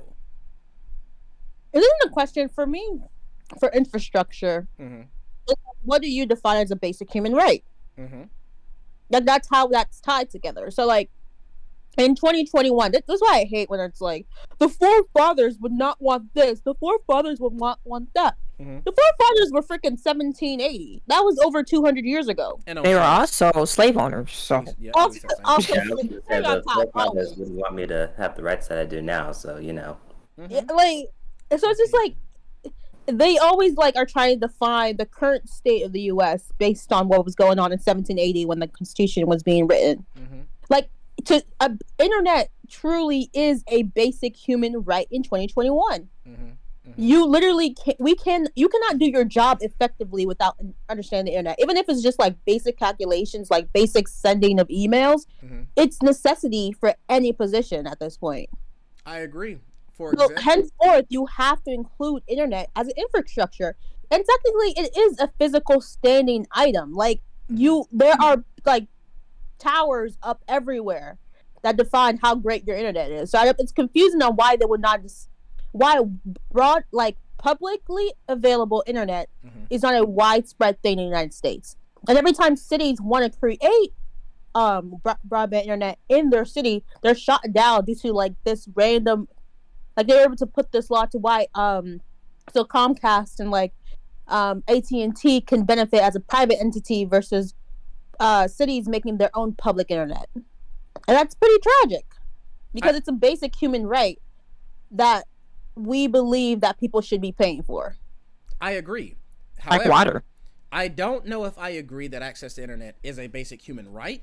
Maybe a civil right, but certainly a public good. I think, your freedom from torture and genocide and religious persecution, I would keep those in line with, those are human rights. But I think access to broadband, human rights are things that everyone should have a right to, no matter what year it is in the history of humanity and human civilization. But public goods are really controlled, time controlled. So radio was not a public good before radio existed, but now the internet and internet infrastructure is so closely entwined with the way our society operates. I do agree everyone should have access to it, even though I don't think it's a human right, but everyone should have access to it. I will go against the reason your argument is weak for me specifically is that you said freedom from religious persecution. That has never been a human right in any point in history. Persecution. Yes. That's not been a human right at any point in history. Nowhere in history can you tell that any community can say that that is a human right that they have defined. But this is absolutely not. But this is not a legal argument. I'm not saying that it's a human right according to the ACLU or to the UN or to the United States. I'm saying that you should have that freedom no matter what time it is, no matter what year it is. But that's okay. I will default my argument. I'm not sure what that means. Also, wait, what does my claim about religious persecution have to do with internet? That's the thing, though. It just what does it have to do with the internet? It's like one bad apple spoils the whole bunch. Your entire argument was just spoiled for me. Sorry. I'm not sure if that makes sense to me, but we're gonna move on anyway. The fact of the matter is, I don't think that internet is a basic human right, but I think access to the internet in a developed society like ours is a public good, and everyone should have access to it regardless of how much they can contribute to the existence of internet infrastructure. For example, the USDA, the United States Department of Agriculture, and the Georgia Department of Community Affairs, both of them have worked extensively getting internet up in rural communities. And when people think internet, they think, oh, that's only for the cities, it's only for the metropolitan areas. No, farmers need internet too, because internet allows farmers to connect all of their equipment and their technologies so that they can become better, more profitable, more productive farmers, i.e. feed America and the world. They need internet to do their job. I need internet to do my job. If you need internet to even do anything in society, it should be a public good. Radio was that way back when it was invented in the early, well, technically in like the late 19th, early 20th century. Access to television or cable kind of became one. Like, there's a reason why if you hook up your TV with a cable, you get 3 channels because you have to have access to news. There's a reason why they broadcast public service announcements on like channel 1, 2, and 3 or whatever, because you're supposed to be an informed member of the populace. These are public goods. The internet is one of them. What does this have to do? What the hell are we talking about? I forgot what. Censorship? Oh, yeah. Censorship. Yeah. I feel like we dodged that original question about like Osama, because it was basically just like, should I be banned off Twitter for something I've done, even though I have not violated Twitter's guidelines? Exactly. And they extreme example. I'd say if you haven't violated the guidelines, then you shouldn't be banned. And so that's like, Osama is a hard question to answer because that's a very extreme example. Like, again, I don't think that people who were formerly incarcerated should be banned off social media platforms because they have been convicted of a crime. However, Osama bin Laden committed a crime. So what exactly would be banning him for? Would it be for, mass murder, atrocities, terrorist attacks? Like, I guess that depends on the terms and conditions. It's like, yeah, you can be a convicted murderer, but you can't be a terrorist. I hope nobody clips that out of nowhere, because out of context, I'm going to jail. But what I'm saying is, I feel like I guess my question, I'm not saying that you shouldn't draw the line. My question is for y'all, where should the line be drawn for a platform like Twitter if we agree that not everyone should have access to Twitter? It's not a public good. It's not a human right. It's not a civil right. But I don't want formerly incarcerated people to not have access to Twitter, but maybe Osama bin Laden shouldn't. Like, where's the line to be drawn there? I think as long as you don't violate the guidelines, you can have a Twitter account. So should the guidelines say, what should the guidelines say, I guess is my question. Well, yeah, whatever Twitter wants. Isn't that, it would be whatever Twitter wants, but isn't that always changing though? Because think about all the things that we said and probably thought when we were younger that is not acceptable today. So it's just like, of course you can always update terms or guidelines all the time, but of course people are going to look for so what is it really, And I think we just don't know the answer to that. I'm sure we can have some type of idea, but what is acceptable to the general public where everybody would agree to it. I also think that if you're a public figure, you have a responsibility that normal people don't have, and so your account is going to be looked at more closely. Oh, definitely. Yes. I definitely agree with that. You could tweet, whatever you want, just don't let Twitter catch you. You know what I mean? Yeah. a very legal approach to your argument. I see what you're making here, Luna. I guess my question is, if we want to know, we can just read the terms and conditions, which I'm definitely not about to sit here and do on stream. My question for y'all is more personal. It's not where should Twitter draw the line, is that where do you draw the line? Because I'm going to assume that the majority of us in this conversation don't want Osama bin Laden to have a Twitter. We don't want Hitler to have a Twitter. We don't want Alex Jones to have a Twitter. These are people that we really feel like just don't have a place on the internet anymore, nor should they ever have had a platform. Hey, I want to stop you there before I forget. When you say you don't want Hitler or Osama bin Laden to have a Twitter, right. Unless they're tweeting hate speech and, stuff that goes against the Twitter guidelines. If they have no tweets, what's the harm in them having a Twitter? You know what I mean? No, I get what you're saying. I don't want them to have a Twitter. I'm not saying they should be kicked off Twitter. I'm saying I don't want them to have a Twitter. but I do want people who have been in prison to have access to Twitter in a way I don't want that same privilege to be provided for Osama bin Laden. I'm drawing the line myself, which may change at any given moment, but I'm drawing the line myself as like, there's a difference between being a convicted felon and being a known mass murderer, of being an actual terrorist, because some people have served their time. Whether they committed the crime or not, if they were convicted, they're out, they've served their time, they should have the full rights and privileges of previously free people, including the right to vote. And I fervently believe that. Just because you've been in prison does not mean you should lose your civil rights or your privileges. I absolutely believe that. Except maybe, owning a gun when you've killed somebody. Like, if you've been convicted of a violent crime, maybe you should own a gun. Different conversation. What I am saying, though, is I feel like Osama bin Laden is an extreme example, but it's a different example because if he was online right now, that means he has not served his time, if you get what I'm saying. So, like, where I draw the line is like Osama bin Laden should not be on Twitter because he is somebody that if you trust the United States military infrastructure or the intelligence infrastructure, if you take what we all understand to be truth and factual, he is responsible for the events of the September 11th attacks. 3,000 people died. I don't necessarily think that a person who killed 3,000 people should have any access to the internet, period, because I don't want them to be able to do anything with it. And it's not about what they have done.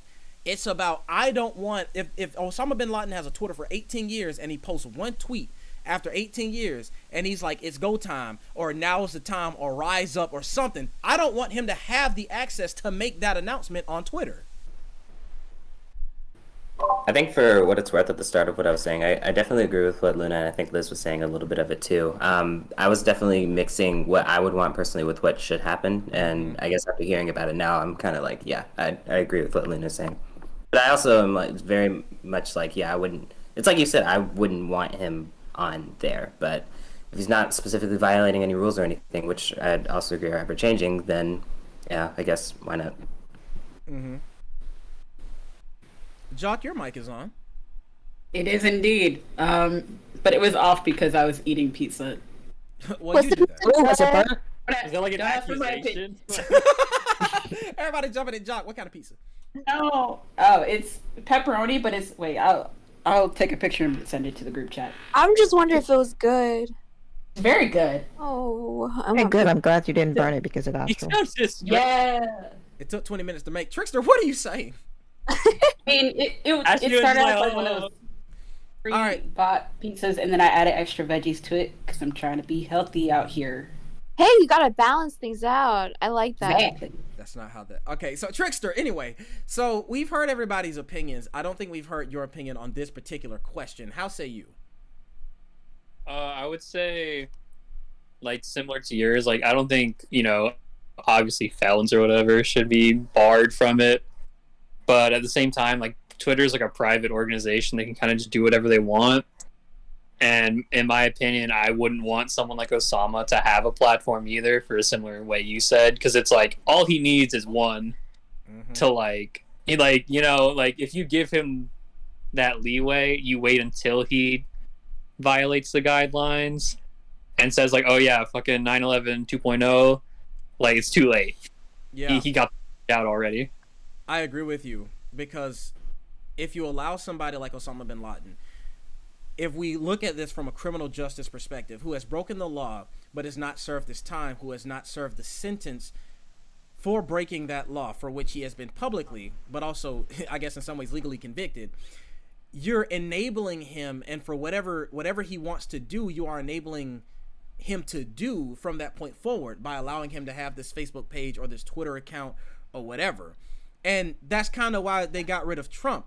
Trump broke the terms and conditions, so it's retribution. It's a response to what he did, but it's also a preventative measure as well, because they don't want it to happen again, and they don't want it to happen to more. For Osama bin Laden, 9/11 already happened. The attack on the Capitol, January 6th, already happened. Now, Twitter played a part in allowing that to happen for the case of Trump. Therefore, they took away his account. That's not the same case at all with Osama bin Laden, who famously was not on Twitter. However, I think what me and Trickster are saying is, in this situation, this is not a situation where it's just a criminal who has gone to prison and has come out and they want to have a Twitter account. This is a situation where a person who is the leader of a terrorist organization is now given a massive internet platform to communicate with people who might be sympathizers. Do you want to put this power in the hands of this person, even if they haven't violated the guidelines as they are written? Maybe, in my opinion, maybe the guidelines should be written to include, if you are this type of person, you shouldn't have a platform. So I'm just wondering, like, yeah, if it's maybe, I mean, and then again, we're arguing from the perspective that Osama bin Laden being on Twitter is not inherently contradictory to what the terms say, because we have not read the terms, I assume. So, I mean, I just feel like if I'm asking y'all where you draw the line, my response to that question is, let him have it until he tweets something crazy. I think you should prevent him from tweeting something crazy because he's done something crazy. I think another question of mine, I guess, with like Osama bin Laden, like, how do you define? Like, it took a lot for Trump to, and there are many other elected officials around the world doing the same. So, like, now we have to decide: do we give we're basically saying, like, elected officials get more leeway because they are elected officials, and that creates another wrench into the problem. Yep. Because, like, a lot more people should have been kicked off Twitter by now. If we're gonna, like, we're saying that Osama bin Laden should not be on Twitter. And the thing about Trump, you have to understand, that was a political calculation by Twitter more than it was a legal argument by the moderators. They're not saying, has he done something yet? Not really. Like, that's not the conversation they're having.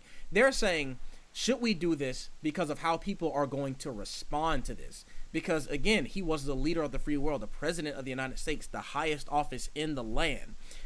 They kick people off for less all the time. They're not arguing, has he said something that rises to that level of a violation? They're wondering, is it worth it? Is this a good, smart decision for us as a company? That's the conversation they were having. So you're absolutely right, Liz.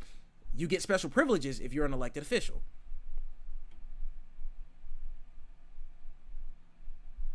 All right, hearing no more comments, I'm gonna press play. I forgot we got this whole video to watch.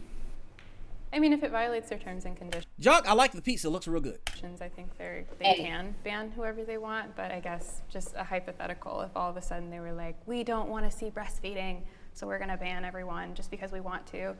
Technically they can, because they're a private, business entity, but I guess morally it kind of rubs me the wrong way. I want to agree, but I feel like if I do agree, then I feel like I would be giving social media and tech companies far too much importance. Right.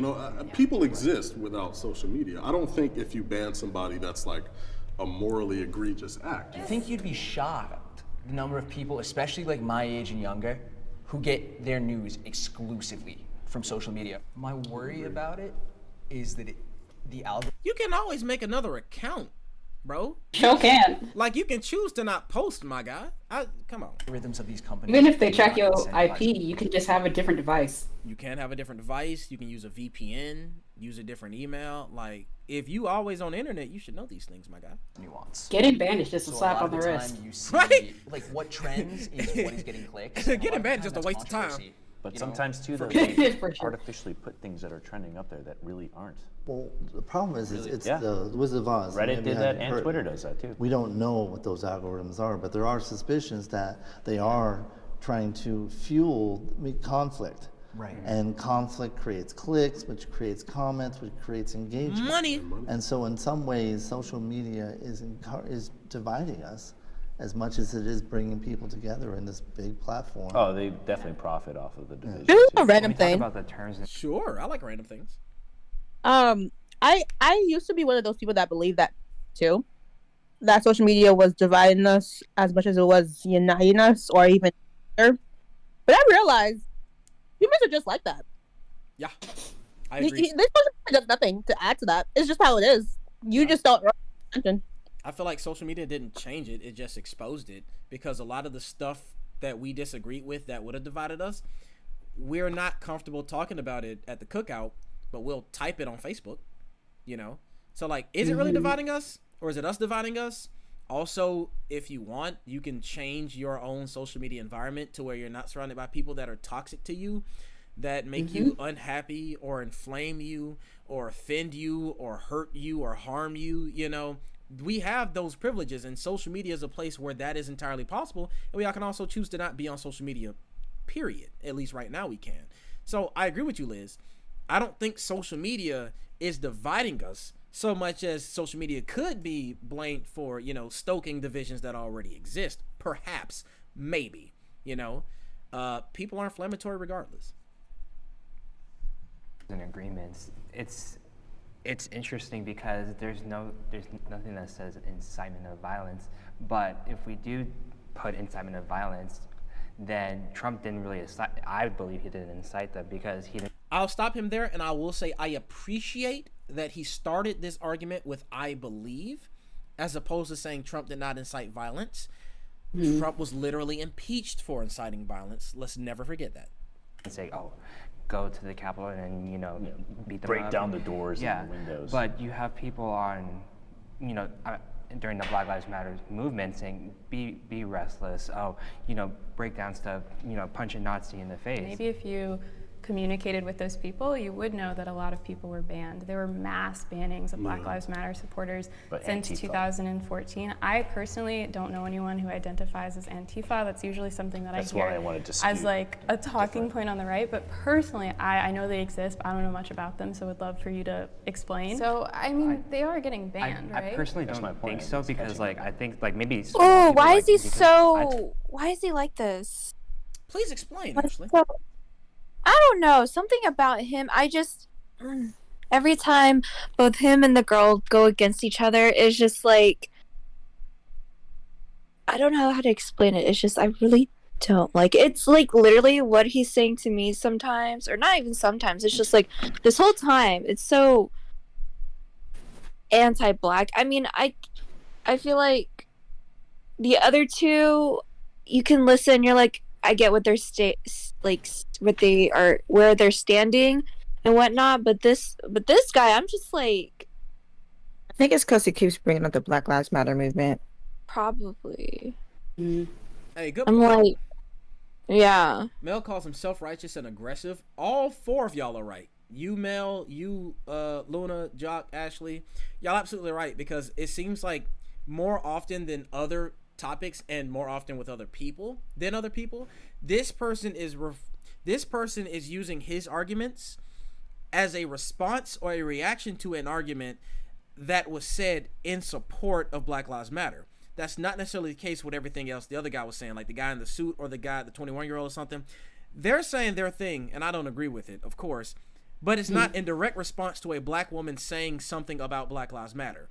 It's like Black woman says, Black Lives Matter did this is what I experienced, this is what I've shown you, and I can tell you all about it. And this guy is saying, but wait a minute. Whereas everybody else is like, they're all the same. Exactly, yeah. You know what I'm saying? Like, I see how that's different. Not even, but wait a minute. He's literally saying he doesn't believe her lived experience. You're absolutely right. Let me show y'all. Like, he literally... I personally don't think so because, like... I personally don't think so. Again, credit for saying I believe my own experience. That's wonderful. That's all you can ever know. However, if a person is telling you people in Black Lives Matter got banned and he's saying no, why? Based on what? You know, on what grounds are you saying that that's not true? More especially it's young anti-Blackness. I feel that, Mel. Is he Latinx? I thought he was Asian. I don't know, man. I don't know. You can be both. You can absolutely be both, but I'm not sure if he's Filipino. I mean, could be, yeah. I'm not gonna say what he probably is. Yeah, I don't know. I'm just gonna say I don't know. I didn't know his family's country of origin. I don't remember if he said it or not. What's up, Snorlax? How you doing, bro? I don't know if he said it. I don't know if he's Latinx. Maybe I'm wrong. Oh, shit. She says, I don't know. Maybe I'm wrong. Mel, who is Latinx herself, I believe, right? Mel, you're Latina. She's saying, I don't know. Maybe I'm wrong. I feel more defensive and offended by someone who opened by saying they're from immigrant parents. And I believe Mel herself is saying she especially doesn't like hearing anti-Blackness from other Latinx people because she herself is Latinx. And so maybe that's why. But actually, you thought he was Asian, so I mean, we don't know what this. We don't know. Yeah, I didn't know. I mean, I was like, he could be.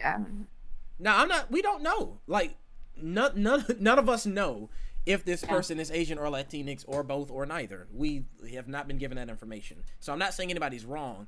I'm just pointing out that it's interesting that an Asian person thought he was Asian and a Latino woman thought he was Latinx. That's fascinating to me. I'll go ahead and let you know. Spoiler alert, I didn't think he was black. I'm gonna press play though. I think like maybe small people, like, because I focus on the big social justice account showing. I feel like it's like larger people who actually sit in violence, like Maxine Waters. They always go to Maxine Waters. I mean, Chris Cuomo, Don Lemon, like. Huh? Who's Maxine Waters? Oh man, do I have an article for you? I'm not gonna read this, so we can go on. Damn it. Okay, Maxine Waters. She's the current chair of the House Financial Oh, Services I know what you're talking about. I don't like that woman. She grinds me in the wrong way when she speaks. Oh, please inform us. Tell us. That's it. Damn, really? That's it. That literally is it. All right. Well, how about this? I'll give you an article from Fox News, and the headline is Maxine Waters tries walking back violent rhetoric against Trump.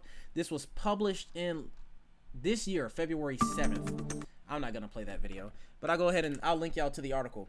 Maxine Waters is often the easiest target for the right because she has said some things that you don't necessarily want attributed to you. Alongside Cuomo and Lemon, like he is now. Oh man, Chris Cuomo. On a personal note, I really like that guy. I really like Chris Cuomo. He makes me feel like I'm not as crazy as I think I am. Wait, is it his brother who was accused of, or is the sexual harasser? You're talking about Governor Cuomo of New York. Cool. Because I know that they're siblings, but I forgot which one had the whole dealio. Yes, Governor Cuomo, Andrew Cuomo of New York, is the one facing allegations for sexual harassment. On top of his allegations that he suppressed the death numbers for COVID, for what was it, for the elderly shelter for the aging and all that.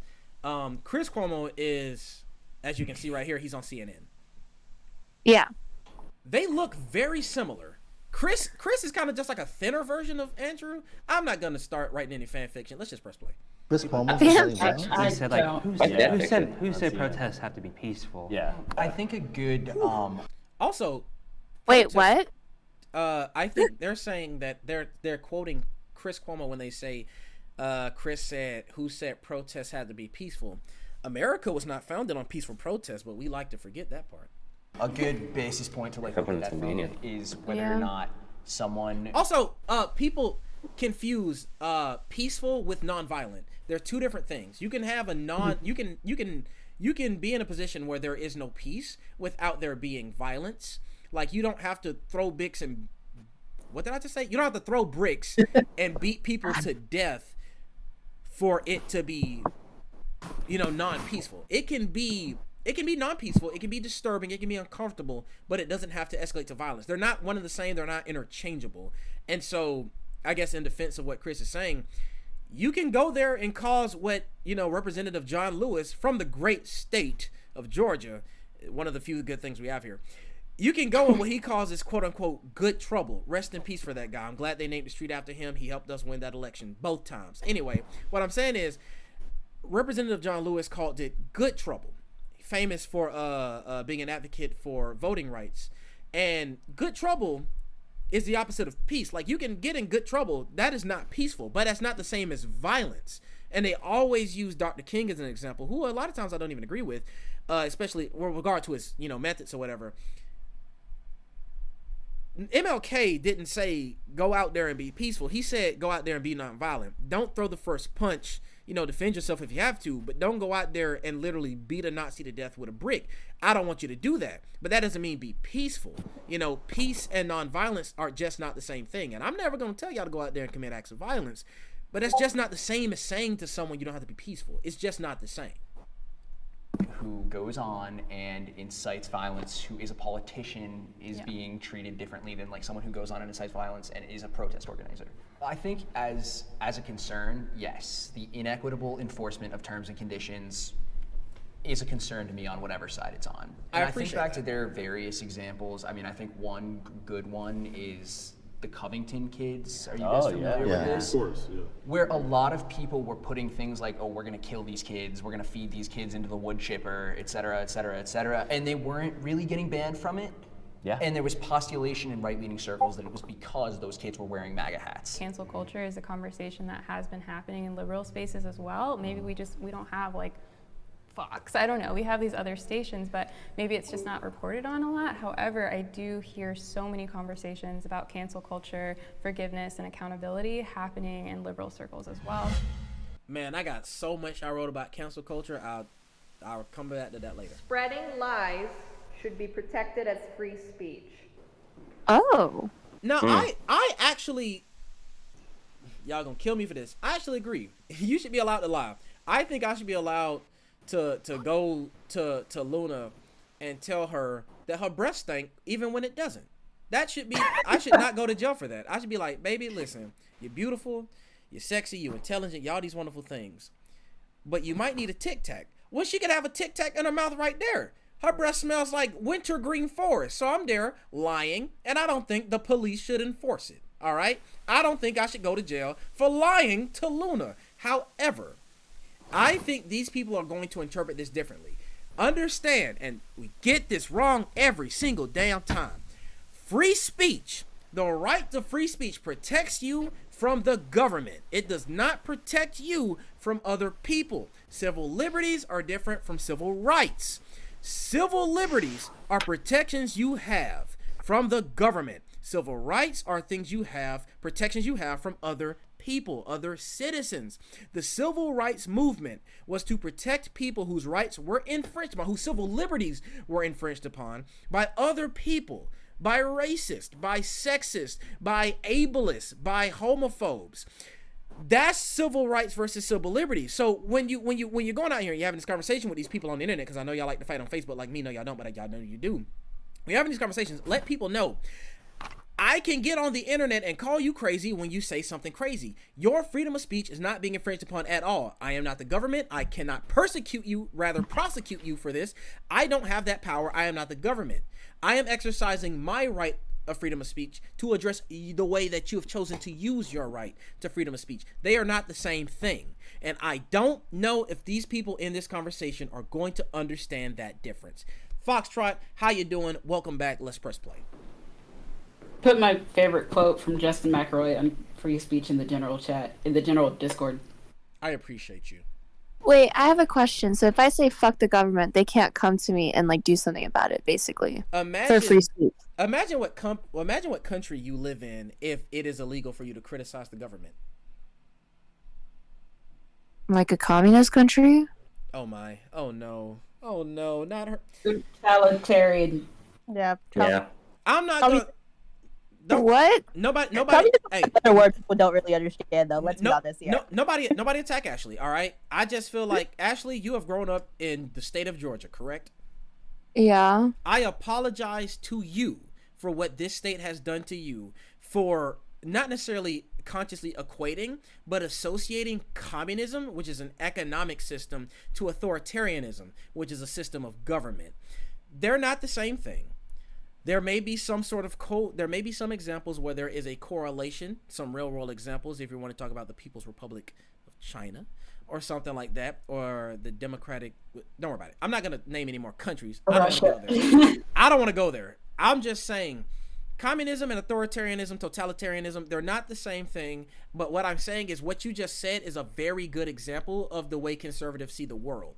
They see a left-wing economic system, communism, as an opponent to capitalism, which is a right-wing economic system. And they equate communism to authoritarianism. Trump was an authoritarian president who is a Republican who is right-leaning. And yet they think that those things go one and the same when they are essentially diametrically opposed. They can coexist in the same system, in the same government, in the same society and civilization. But it's interesting, like if you look on any one-dimensional political spectrum, communism is about as far left as you can possibly get. Authoritarianism is on the right side of the political spectrum, but on a different axis. So I just think that you are presenting a very good example of how Republicans, of how conservatives have painted the picture that by being communist, you are the enemy of freedoms and liberty. Let's refer back to my earlier comment literally an hour ago, McCarthyism, the Red Scare. People were afraid of the spread of communism because they thought it would be the end of freedom. They're not the same thing. And the fact that people don't know that in the state of Georgia teaches you how Republicans have designed this education system in the Peach State. We're going to move forward.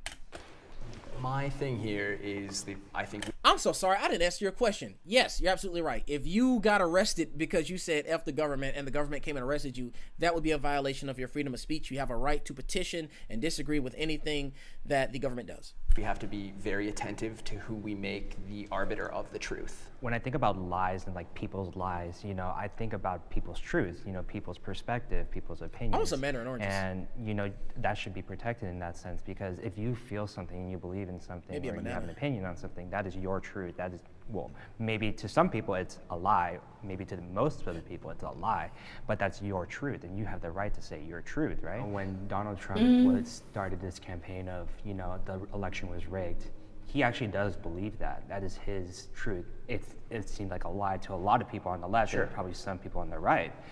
But I like how he did not say for himself whether he believed it was a lie or not. That's very telling. He has the right to say that. You know, there's nothing in the Constitution. No, he doesn't. There's no law saying. Well, the question that begs is who says whether it's a lie? Yeah. Who decides it's a lie? Yeah, who's the arbiter, like you said. Now, before we get started that, even if Donald Trump's... Who is outside? I bet it's Liz. You know she in the highway right now. She's just sitting in the middle of 85. Anyway. I'm not gonna let you drag me. Like, I wasn't saying nothing. Listen to me. I feel like you're the easiest target. I like low-hanging fruit because it's the sweetest. Anyway, I will say this. Even if Donald Trump has the legal right, don't ask me questions. Even if Donald Trump has the legal right to say the election was rigged, then you should be on the side of private companies that deplatform him for spreading that lie. If you're going to say Donald Trump should not face jail time for spreading the lie that the election was stolen, okay. But when the free market and other people with the same freedom of speech respond to that in the way that they respond to it, then you should be okay with that as well. That's all I got to say. What did I pressed pause on something else. Okay. If we allow lies to be spread as part of like a free speech, then we have what we have now currently is, I think 500,000 people now died of coronavirus. Correct. And a lot of them died on account of just lies. You know, if you wear a mask, you know, you can't breathe in it. You know what I'm saying? You don't have to social distance. This is a liberal hoax. So if we protect lies in the realm of free speech, they have real life, real time consequences. You know, we protect people from certain things that are dangerous. And if I said, you know, or, you know, take this placebo, don't, you know, because it'll cure cancer and people. Oh, we ain't got the private companies spreading lies. Oh my goodness, yes. Like the FDA or the FCC, you know, they don't allow companies to say, eat this green apple, it's gonna cure cancer and diabetes and all these other things that can happen to you, because that is a lie, and that is not protected by freedom of speech. It's false advertising. People did that and died. That would be dangerous. Theoretically, you would be liable, correct? I would be liable If you too, used your yes. credentials to say, drink this and it will cure your cancer, and Right. someone did that, you would be liable. I just said that. But would CBS give me airtime for a commercial for that? No. We complain as conservatives that there's not enough fact checkers that are on the right. There's Snopes, there's fact check, they're on the left, but there needs to be someone to take to. Snopes is on the left? Oh yeah. How does the fact check become? Yeah. The owner. All right, so here's why he's stupid. Todd, you're an idiot. And let me explain why you're an idiot, Mr. Todd. I don't even know if that's your real name. If you say that a fact checker is on the side of any one opinion, then you don't understand what a fact is. If the president says something ridiculous, like inject Clorox bleach into your veins and it will cure COVID, and then you're saying that they're a liberal because they say actually what the Republican president of the United States said was incorrect, do not do that. It is dangerous and misleading, and you call them a liberal for it, you have lost your understanding of what a fact is. Please, have a seat outside of this room. The facts are. Donates. Last I checked, facts. Yeah. Well, if they're actually fact checking. Well, are there any that you all support that we could like look into, or do you think that's something that like Republicans could try to That's make what more I mean. like There needs to be. I personally think that Snopes and Politico are by and large very accurate. Yeah. I think that, I think. Oh, I'm sorry. Go ahead. No, you continue, please. No, I think that they're by and large very accurate, but I think as with literally any media source, I mean, you can't look at. There is nothing that will be the unequivocal truth. Right. There is nothing. What do you mean? So you need to like look at. things I are mean, well, you need to look at it. Now, I get what he's saying. It's like a fact will never cover the entire whole truth, and that is true.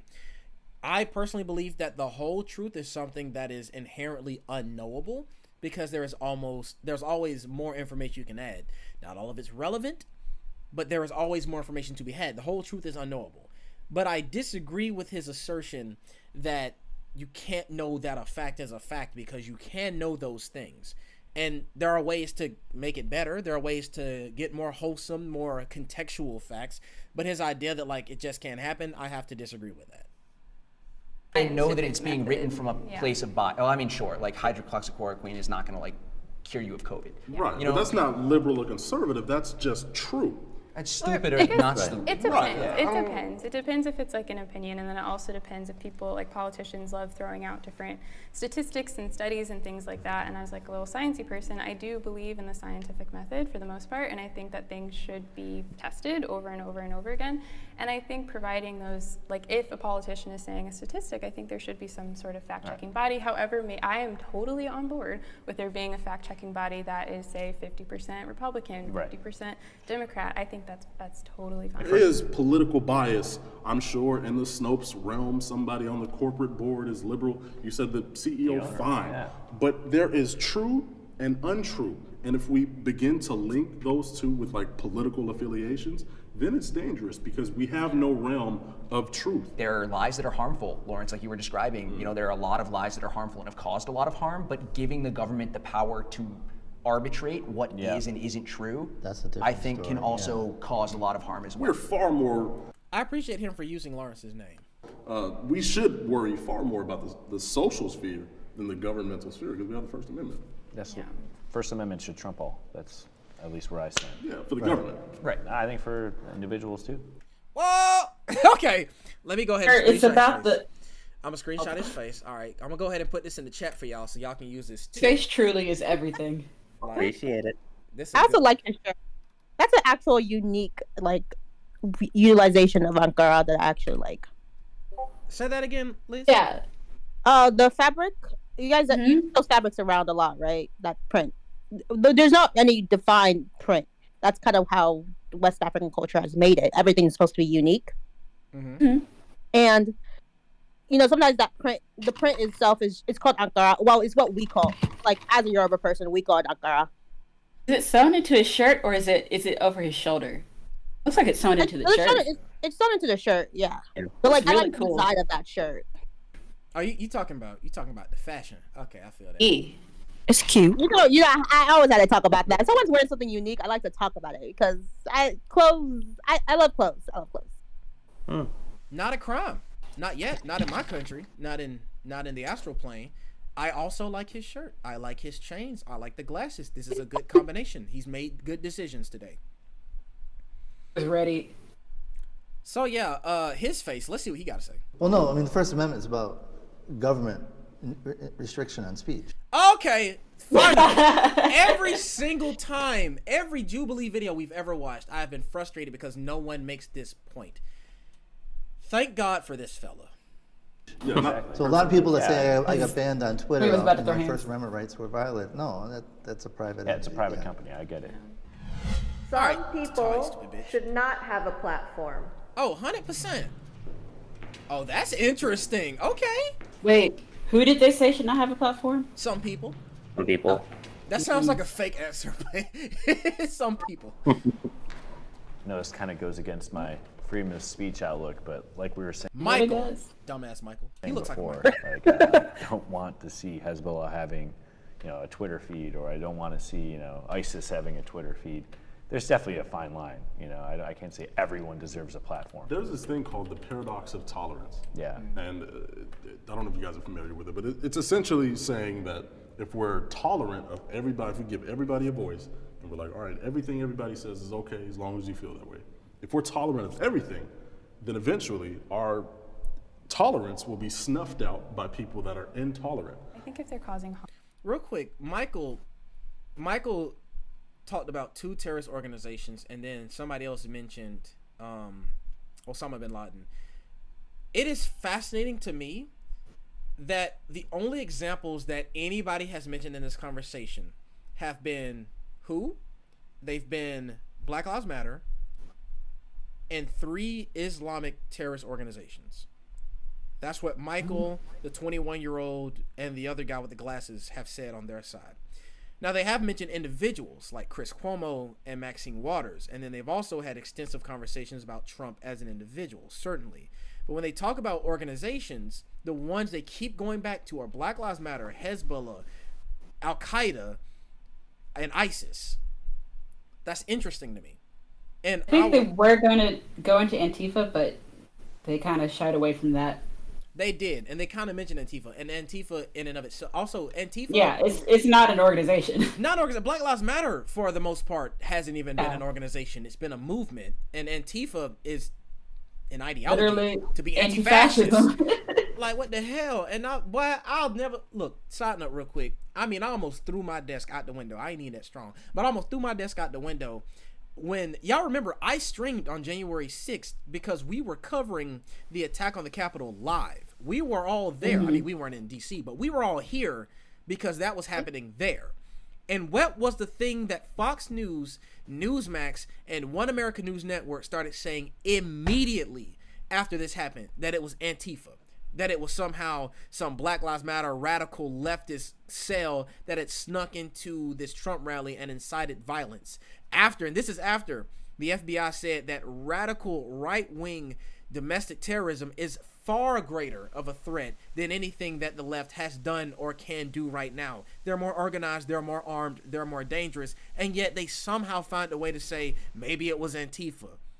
It's fascinating, the cognitive dissonance, that when you're saying the people that attacked the Capitol were anti-fascists and the anti-fascists are the enemy, what does that make you, Deborah? What does that make you, Todd and Charles and Jimothy and Gregory? What does that make you when the people who are opposing fascism are your enemy? Leaving that there. Harm. So like you all were all saying, that's when, and like serious harm. I don't think that we should encourage that. So whether that's like the illegal trade of an endangered species or that's a terrorist organization, I think as a society we should kind of. The reason why I didn't come forward is because, I think it goes back to cancel culture in the sense, like people. Don't you dare! I'm sorry. Let me let him speak. People who have been espoused from society because they did something so wrong is that cancel culture. Yeah, and people do bad things, and people have committed like terrible things to people or someone or group of people. But I think forgiveness should be an element, and people should have their chance to get back on their platforms by, doing something. I personally don't know what the social media companies would do, but it's also like, I guess, deplatforming versus banning versus just people not really wanting to mess with them anymore. And usually the people who are really vocal about cancel culture sometimes are people who they still have their platform, they still have their Twitter, they still have their Instagram. They're just mad that society has been like, R. Kelly, we don't like you, or like, you know what, we don't like that you caused a bunch of harm to people. Right. The other yeah, so while she gets that, before I get there, the whole story of these notes that I have now is how cancel culture doesn't exist and conservatives make shit up. All right? We started with McCarthyism in the 50s. We got to political correctness in the 90s. We got to the war effort in the 2000s. Let me touch quickly, maybe even thoroughly, on cancel culture, which does not exist on the left, okay? Who do we, young Negroes of Twitter, try to cancel? Chris Brown got in a fight with Rihanna. Some would even say he beat Rihanna. Bloodied and black-eyed and everything. People hated him, trying to blackball him from the industry. That was in 2009. It is 2021. He's worth $50 million and has nearly 32 million monthly listeners on Spotify. Logan Paul posted a vlog on Oh, YouTube God. of Oh, him Jesus. with a literal dead body in Japan's suicide forest. A literal dead body. I can't believe I'm saying this, but he was gracious enough to blur out the face. That's all he did. All right? He's been insensitive to Japanese culture. He's gone around. He's been a general dick. Like what you would consider a dick on the internet. Net worth $19 million, 23 million YouTube subscribers. All right? And he's constantly in the news. I mean, if you have Snapchat, he's always on Snapchat news or some stupid shit like that. He's always on the news because he's fighting somebody else. Not in a internet dramatic debate. No. He's literally getting paid to box other boxers. This man still has a platform. Doja Cat was in chat. I mean, what was that tweet? Phil, you gotta remind me. Doja Cat was in racial chat rooms showing feet.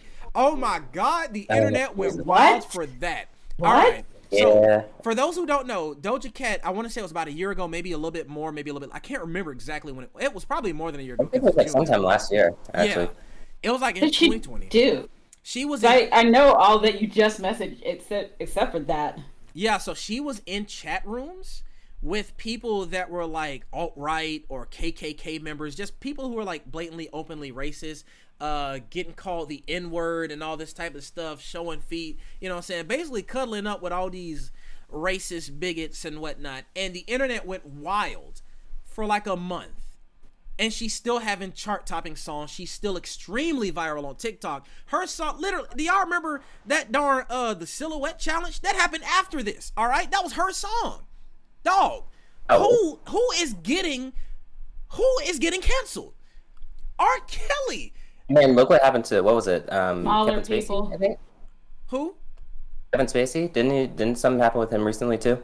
Kevin Spacey, I just read an article last week on Kevin Spacey that I found on Twitter, and it was like, who hired Kevin Spacey? Kevin Spacey got another role in another production, and he is currently being sued for sexual harassment and sexual abuse. R. Kelly, the only reason why R. Kelly is broke right now is because is he in jail?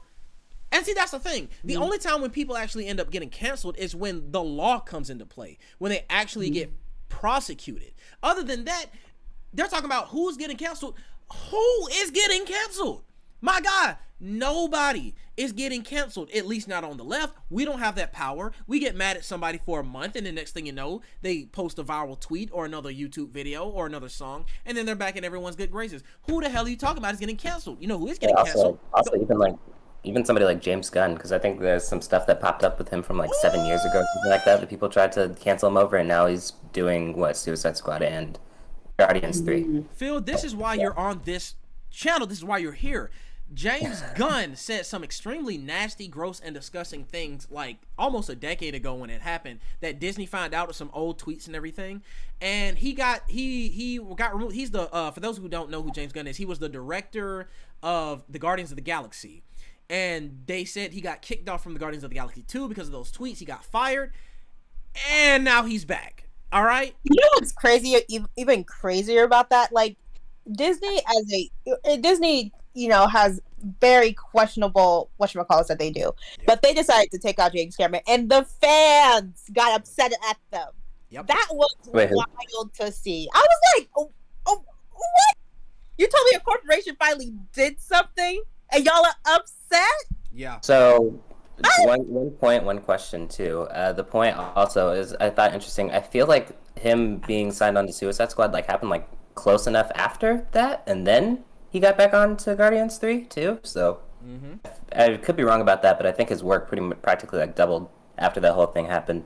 Oh my God. The question being, what do you think happens to what's her name from Mandalorian, Gina? I knew you were gonna say that. I knew you were gonna. Oh yeah, her. Carano? Well, she's a woman, so yeah, Carano. Well, she's working again. Let me look her up right now because I saw that she was working again. So everybody was talking about cancel culture, this and yada yada yada, and you can't do this, right? Gina Carano got kicked off of. She got fired from Disney. Her contract was deleted, removed, whatever you want to call it. She got kicked out of Disney because she was posting anti-Semitic things, very insensitive things about Jewish people, said some transphobic things or whatever.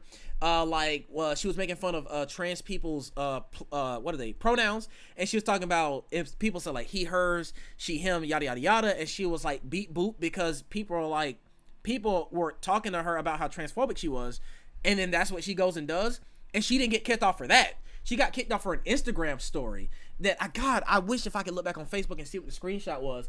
But it's people can be. Probably look it up. Please look it up, and if you can find it, let us know. All right, Cara Dune appearing in new Star Wars toys. Okay, the Mandalorian Starfire to make controversy. Okay, that was in February. Let's go. Let me see. Oh, Gina Carano uncanceled Pirates and Princesses. Is that a website or is that the name of the thing that's going on? Okay. Let me see. I'm trying to find the exact thing that happened. The Mandalorian. And to her point, to Liz's point, it's interesting that Disney is doing this because of all the immoral, unethical things that Disney is guilty of. Like, they want to have the biggest movie, the biggest box office release, which as a company, you understand that they want to make money, obviously. But the way that they remove major characters from their posters, like they couldn't have, Jesus Christ, hold on one second. Oh! Who's he played by? And in the Discourse chat. Let me look at that. Screenshots of the tweet quick. she said. Thank you. The tweet, and I wish you had the. Okay, here we go. We can look at it. We'll read that. But yeah, like how they removed John Boyega from the theatrical release posters for the releases in China because they thought, oh, he's black. Let's take him off so people can come see it. That's the type of stuff that Disney does. Oh, I remember that. Yeah, exactly. Okay, and then let me see, replying, these aren't trolls, these are people trying to educate you so you can get on the right side of history. And Gina Carano responded, in my experience, screaming at someone that they are racist when they are indeed not a racist, ooh, y'all know how much that irks me. And any post and or research you do will show you those exact facts. Then I'm sorry, those people are not educators, they are cowards and bullies.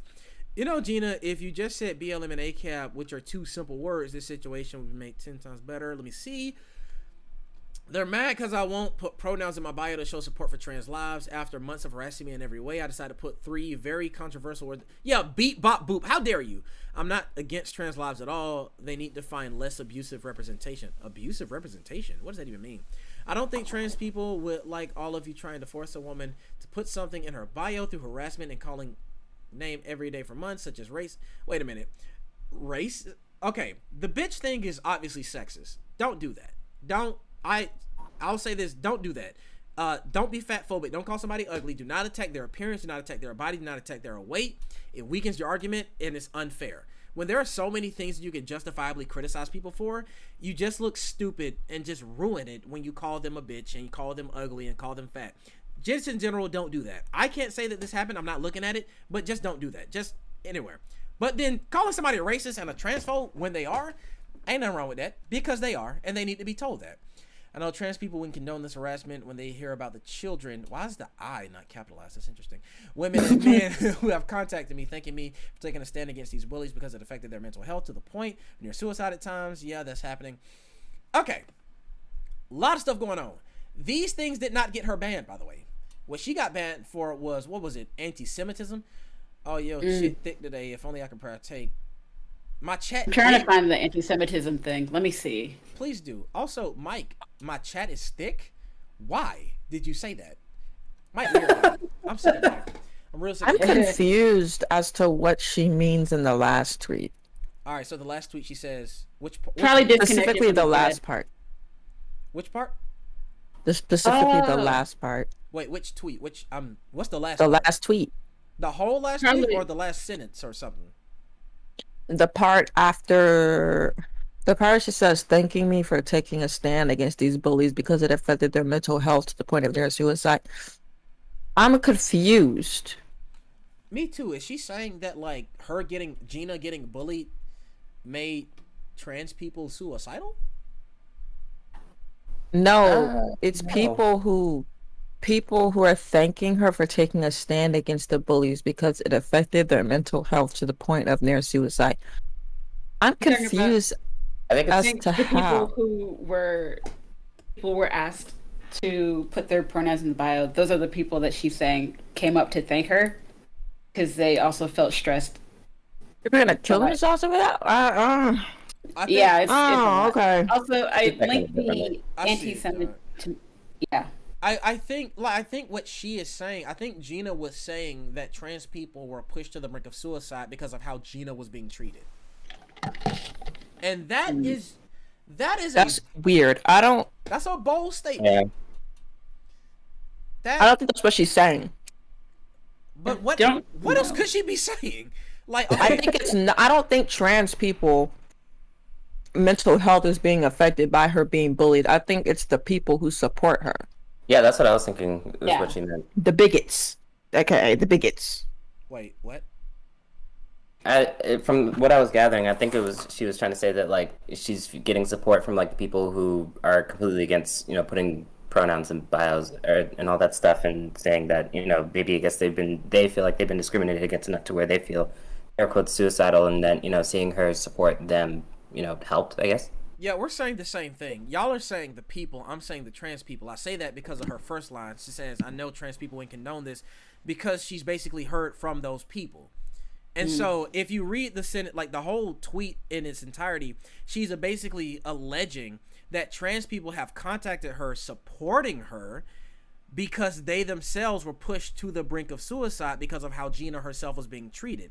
That may not be what she means, but it's that's what saying. I'm saying. That's what I think I don't think she's saying that is what I'm saying. Yeah, which is strange, because if that's not what she means, then why did she even mention that trans people are contacting her in support if she's not talking about trans people being pushed to the brink of suicide? It's like, trans people are contacting me saying that they're supporting me because they're being pushed to the brink of suicide by the way that I'm being bullied. Like, that's what she's saying. Okay. Okay. I don't think that's it, but okay. The only difference between what y'all are saying and I'm saying is that y'all aren't thinking that she's referring to trans people. Y'all think she's just referring to people in general. In the last part, yeah. But we all agree that she's saying that someone has been pushed to the brink of suicide because of how Gina's being treated. Yeah, not the trans people though. Right. Not them. And when I say trans people, I'm talking about the trans people that she alleges are supporting her, which may or may not exist. Yeah.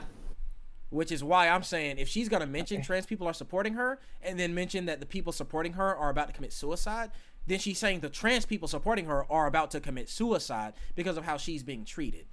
And y'all are just saying that the people supporting her are not trans people, but I'm just connecting those two, which may or may not be the case, and it certainly may or may not be the truth. Okay. So what Gina's saying, Jews were beaten in the streets, not by Nazi soldiers, but by their neighbors, even by children. Because history is edited, most people today don't realize that to get to the point where Nazi soldiers could easily round up thousands of Jews, the government first made their own neighbors hate them simply by being Jews. How is that any different from hating someone of their political views? Yeah, she was equating being a Jew during the Holocaust to being a conservative in America in 2021.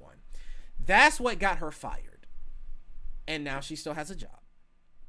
Her mistake was bringing up the Jews. That's her I was mistake. just about to say that, Luna. Like, they always bring up the Jews in Holocaust. And they love doing that. They love doing that. And it's weird. They're wrong all the time, whether they bring up the Jews or not. Every single time. Like, whether they bring up the Jews or not, they're wrong. But it's so much easier if they just don't bring up the Holocaust. It's not that hard to not bring up the Holocaust. Truly. Is that new information? Like, am I the only one who believe? Like, it's not that difficult to not say that you are a victim of the Holocaust, right?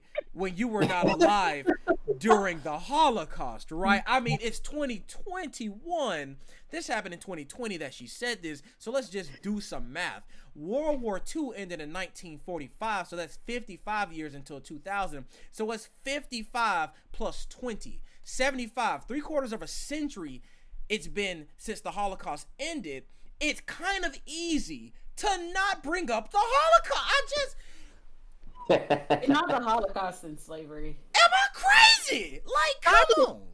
I think those are the 2 points of history that people actually listen to in their classes, because you like it feels like everything else was just in one ear and out the other. It's the only thing, and they always use them the wrong way. They're like, the Holocaust happened, and I'm a victim of the Holocaust despite being 30 years old. Or slavery happened, but you're not a victim of slavery because you're 30 years old. What the hell? You know what's interesting is that she got fired over this, but Walt Disney didn't used to be an anti-Semite. Yep. No. I think they did that because Walt Disney used to be an anti-Semite, and they're trying to, be better. Baby, where do you eat it? Nothing. Absolute liar. It sounds like something. It doesn't sound crunchy. It sounds not mushy, but soft. Is it sweet? Can I say like another, like an aside? Oh, please. Hello, Ryan. Hello, Alex. What you saying, Phil? I'm glad that at least Disney's doing this, and I wish that Warner Brothers would do more of this for the most part. Given everything that happened to like Ray Fisher and absolutely, and the stuff with like Amber Heard and all that, you know. I feel that. Hello, Ryan 99. Hello. I'm not sure if you're a follower, but welcome to the stream. So nice to have you. If you want to join the conversation, you are invited to. So, excuse me. Where were we? Yeah, man. Cancel culture does not exist in the way that conservatives want to pretend it does at all. Hello, Ryan. Welcome.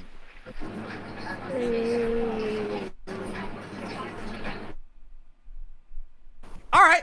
Anyway, so cancel culture. Chris Brown didn't get canceled. Logan Paul didn't get canceled. Doja Cat didn't get canceled. But you know who did get canceled by the party of law and order? Convicts.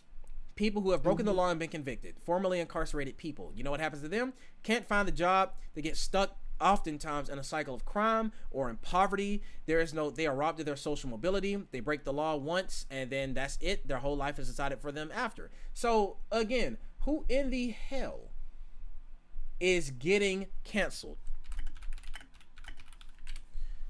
All right, that's all I gotta say on that particular thing. Cancel culture doesn't exist. Fight with your mama. So I'm gonna press play. The thing I think about with deplatforming is that you rob somebody of their opportunity for absolution. So if Alex Jones were to decide, and for somebody whose platform is their livelihood, not whose platform or who has a livelihood outside of their platform, like J.K. Rowling, when you take that away from them, oh my God, if you were to suddenly turn, why do you have to bring up if you were to J.K.? say, okay, Wait, I know he's going in a bold direction. Let's see what he says, because I can't predict how this sentence is gonna end. Let's let he going I'll just crazy. say rewind it a little bit. Let's Thank you. hear what he about to say now, Liz, because we all agree he treading on real thin ice, but let's just see what he says. Let's hear. So if Alex Jones were to decide, and for somebody whose platform is their livelihood, I heard y'all get tense, or who has a livelihood outside of their platform, like J.K. Rowling, when you take that away from them, if he were to suddenly turn around and he were to say, okay, the frogs aren't gay, you know, and like he was right about the frogs, these though, people which aren't is weird. controlling the weather. I know he didn't say nothing about them damn gay frogs. I know you did. Todd, shut your stupid mouth. I'm sorry, keep going. He would have I'm no sorry, problem with I missed something. All right, so I think what he's saying is that if you say something problematic and you get kicked out of your platform and then you change your mind, you have no platform to come back and say the right thing too. Correct. Why is he talking about frogs being gay? Because that's what Alex Jones said. Alex Jones. Yeah. Who the hell's? Let me just look it up. I'm so glad you asked about Alex Jones. If you don't know who Alex Jones is, please look up You My Neighbors. Okay, I'm hearing an echo. All Does right. anyone have my thing on? Yeah, I hear the echo as well. Is that you, Ryan? I believe it is. Right. Thank you, Ryan. So we're the same height, me and Alex Jones. Don't. He sounds like another Rush Limbaugh. Yeah, he pretty much is. That's all I need to know. Limbaugh's, progeny. Hey, I know all about Rush Limbaugh now, so that's all I need to know. Yeah, Mark, Liz. you know what video you have to send her. Send her. You mean show her? Absolutely. So real quick though, Southern poverty law. Liz, I'm sorry. I mean, Luna, I'm glad you mentioned Rush Limbaugh. What have you learned about Rush Limbaugh the last few days? I learned that he was a stain on American society, a blight, if you will. Should have never been allowed to speak on public radio, and he is the reason that we are in the mess we are today.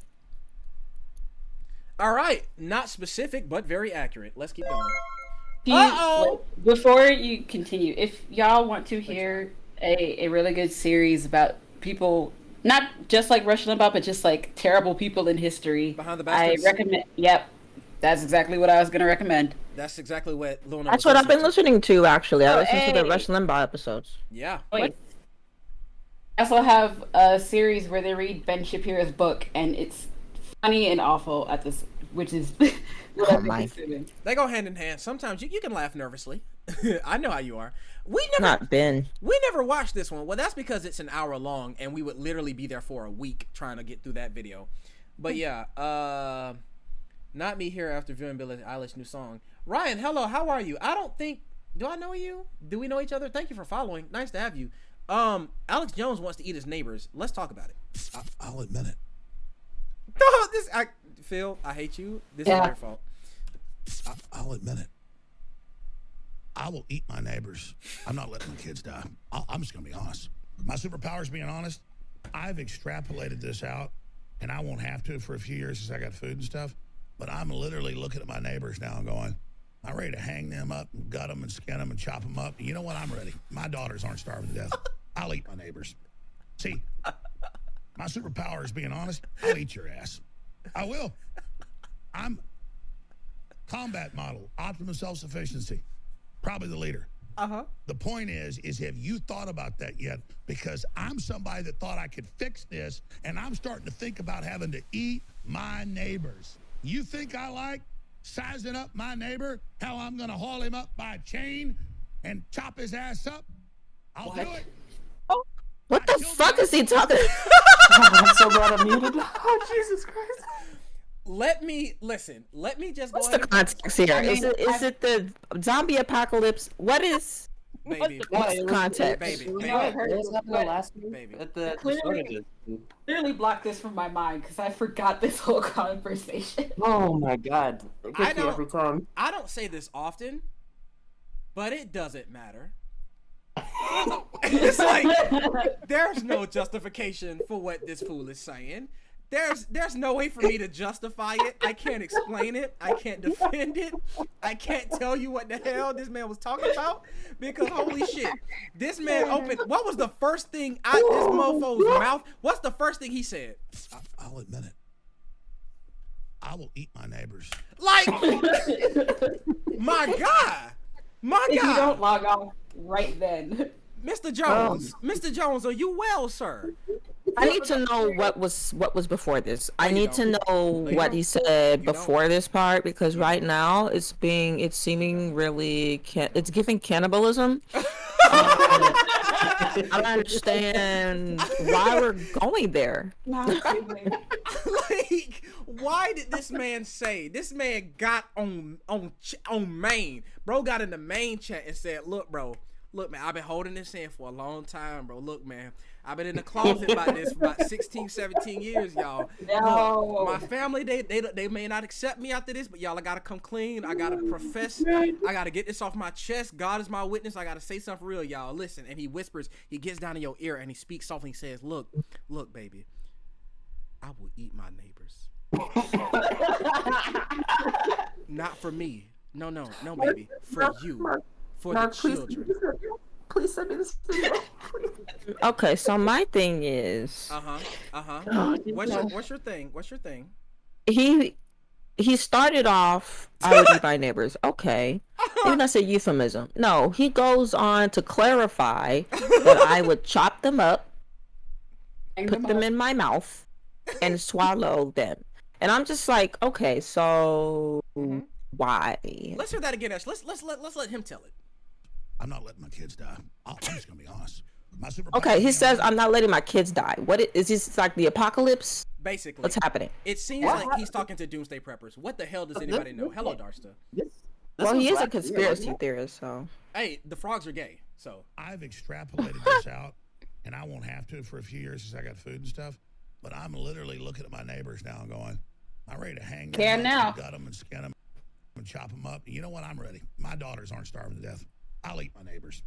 See, my superpower is being honest. I'll eat your ass. Alex Jones confirms eats ass. He said I'll eat your ass? Okay. Yes. Alex Jones confirms eats ass, and I want everybody to know that. I'm going to go post that on Facebook right now. I'm going to @ my grandma. All right. No. Granny, did you know? No.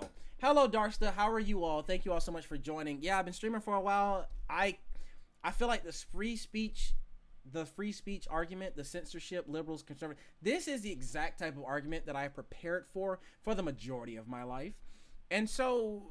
And also, Alex Jones confirms he will eat your ass, just so you're aware. But not for him. He won't do it out of pleasure. He'll do it out of survival. All right? Important to note that. He will, to save his daughter's life, he'll eat your ass. There's a bit of a reverb. I'm sorry. Is there? For me? Yeah. Anybody else? Okay, it's gone. All right, cool. I'm gonna press play because I want to hear what this guy's talking about J.K. Rowling. Which I consider to be a problem. Am I the only one that's not in favor of this whole like forgiveness, you can come back thing? It depends, yeah. Yeah, I'm not, because I feel like it depends on the degree. Yeah, because I feel like I hate cancel culture. I hate the notion. Yes. There's no cancel culture. We can essentially shut up, Todd. Damn. I'm sorry. Exile somebody. Yes. Mark. I'm so sorry. I still believe that consequences are real. And Yeah. if you do something that causes lasting damage, then you need lasting consequences. You know, if somebody is a manslaughter, we put them in jail for life. If somebody, does something to harm somebody for over a longer period of time, you should not be able to redeem yourself and come back to the same place that you were when you caused that harm. Or you can have a niche audience like Alex Jones. I'm sure. I do disagree with that principle, and yet I agree with the conclusion. On principle, I think people should be allowed the opportunity to redeem themselves after they have done their time and face their consequences. The issue is that for some people, the consequences are lifelong. They will die before they're able to be redeemed. For some people, and I don't like the death penalty. I'm not out here trying to hurt nobody. I don't like violence. I'm just saying, for certain people, there's really nothing that they can do that should be able to put them back in the good graces of us. Like there are some people that just mess up and just do things that are in poor taste or inappropriate or wrong or offensive. A lot of the people that I was talking about earlier, like Doja Cat and them Paul brothers or whatever you want to call them, you know what I'm saying? They've done things that are just wrong that I don't necessarily think they should have to pay for the entirety of their life. And also, there's nothing I can do to get rid of them because they're still millionaires. Like, I can't do anything about that anyway. So I do understand, I do believe in grace and forgiveness and redemption in general. But some people should suffer consequences. And really, if you mess up so bad that people, are actually hurt by it, then no, your redemption arc should not include your return to fame and fortune. It just should not. You can be redeemed and be forgiven and understand and receive grace without you still having millions of followers on your crackhead ass radio show.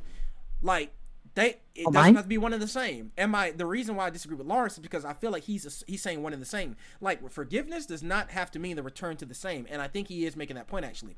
You can forgive someone. That doesn't have to mean you have to forget what they did. All right? It's okay. We don't have to hate you anymore. We're not mad at you, but you can't go back doing the same thing you did. That part of your life is over. All right? And that is like, those things are one and the same. That said, though, I still have this opinion about the formerly incarcerated, that people should still be allowed to, get jobs and, work in certain areas. Of course, it's different. People who commit financial crimes shouldn't be allowed to, handle money. Like, that's a thing. And people who commit violent crimes can't own guns. Like, I agree. Those things do exist. However, your right to vote should only leave after you have been dead, in my opinion. Death is the only thing that should remove your right to vote, and there are other rights along that as well. Freedom of speech should be absolute. Religion should be absolute. Press, assembly, all of those should be absolute. Your right to bear arms, I can understand why they would want people who have been convicted of abusing their spouses should not own firearms. That kind of makes sense to me. It also makes sense to me that people who have committed tax fraud or been, in Ponzi schemes can't be bankers. That also kind of makes sense to me. But that's what I'm saying. Like, serving your time, penance and forgiveness and grace don't mean you get to return to exactly what it was before. Otherwise, nothing has changed. And I think a lot of us agree with that. Whew, moving on. I'm sure he still has dedicated followers. But to say that everybody needs to forgive you, no. Because I might not.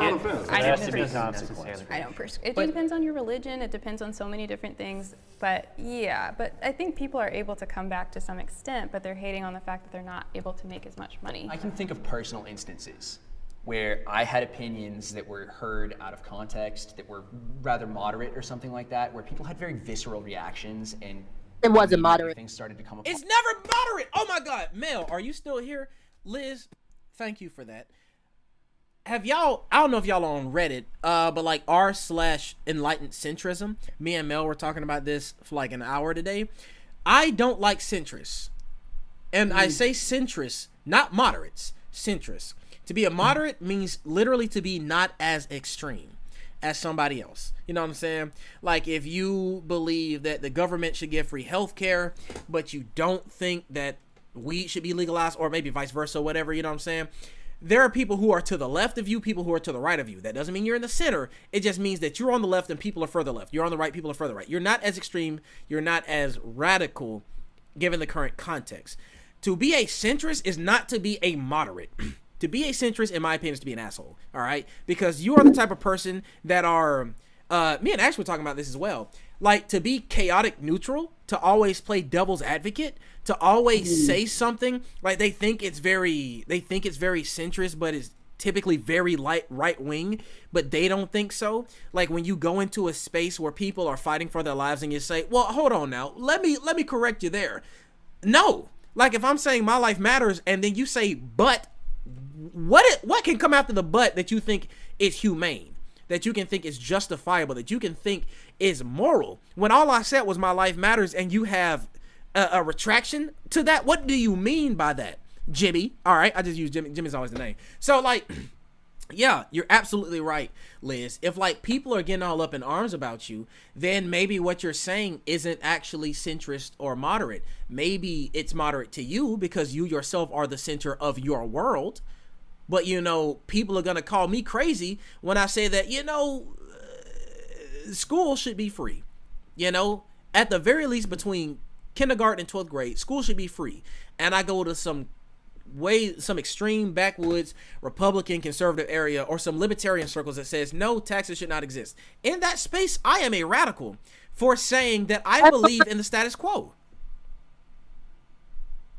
Somebody was saying something. What you said, Liz? Nothing. I'm just being terrible. She said being terrible. Yes. And so I don't like centrists because the only people they help are the status quo. They are always on this stupid, superficial, fake ass both sidesism. It's like both sides do this, everybody's wrong, nobody's right, yada yada yada. They do nothing to help.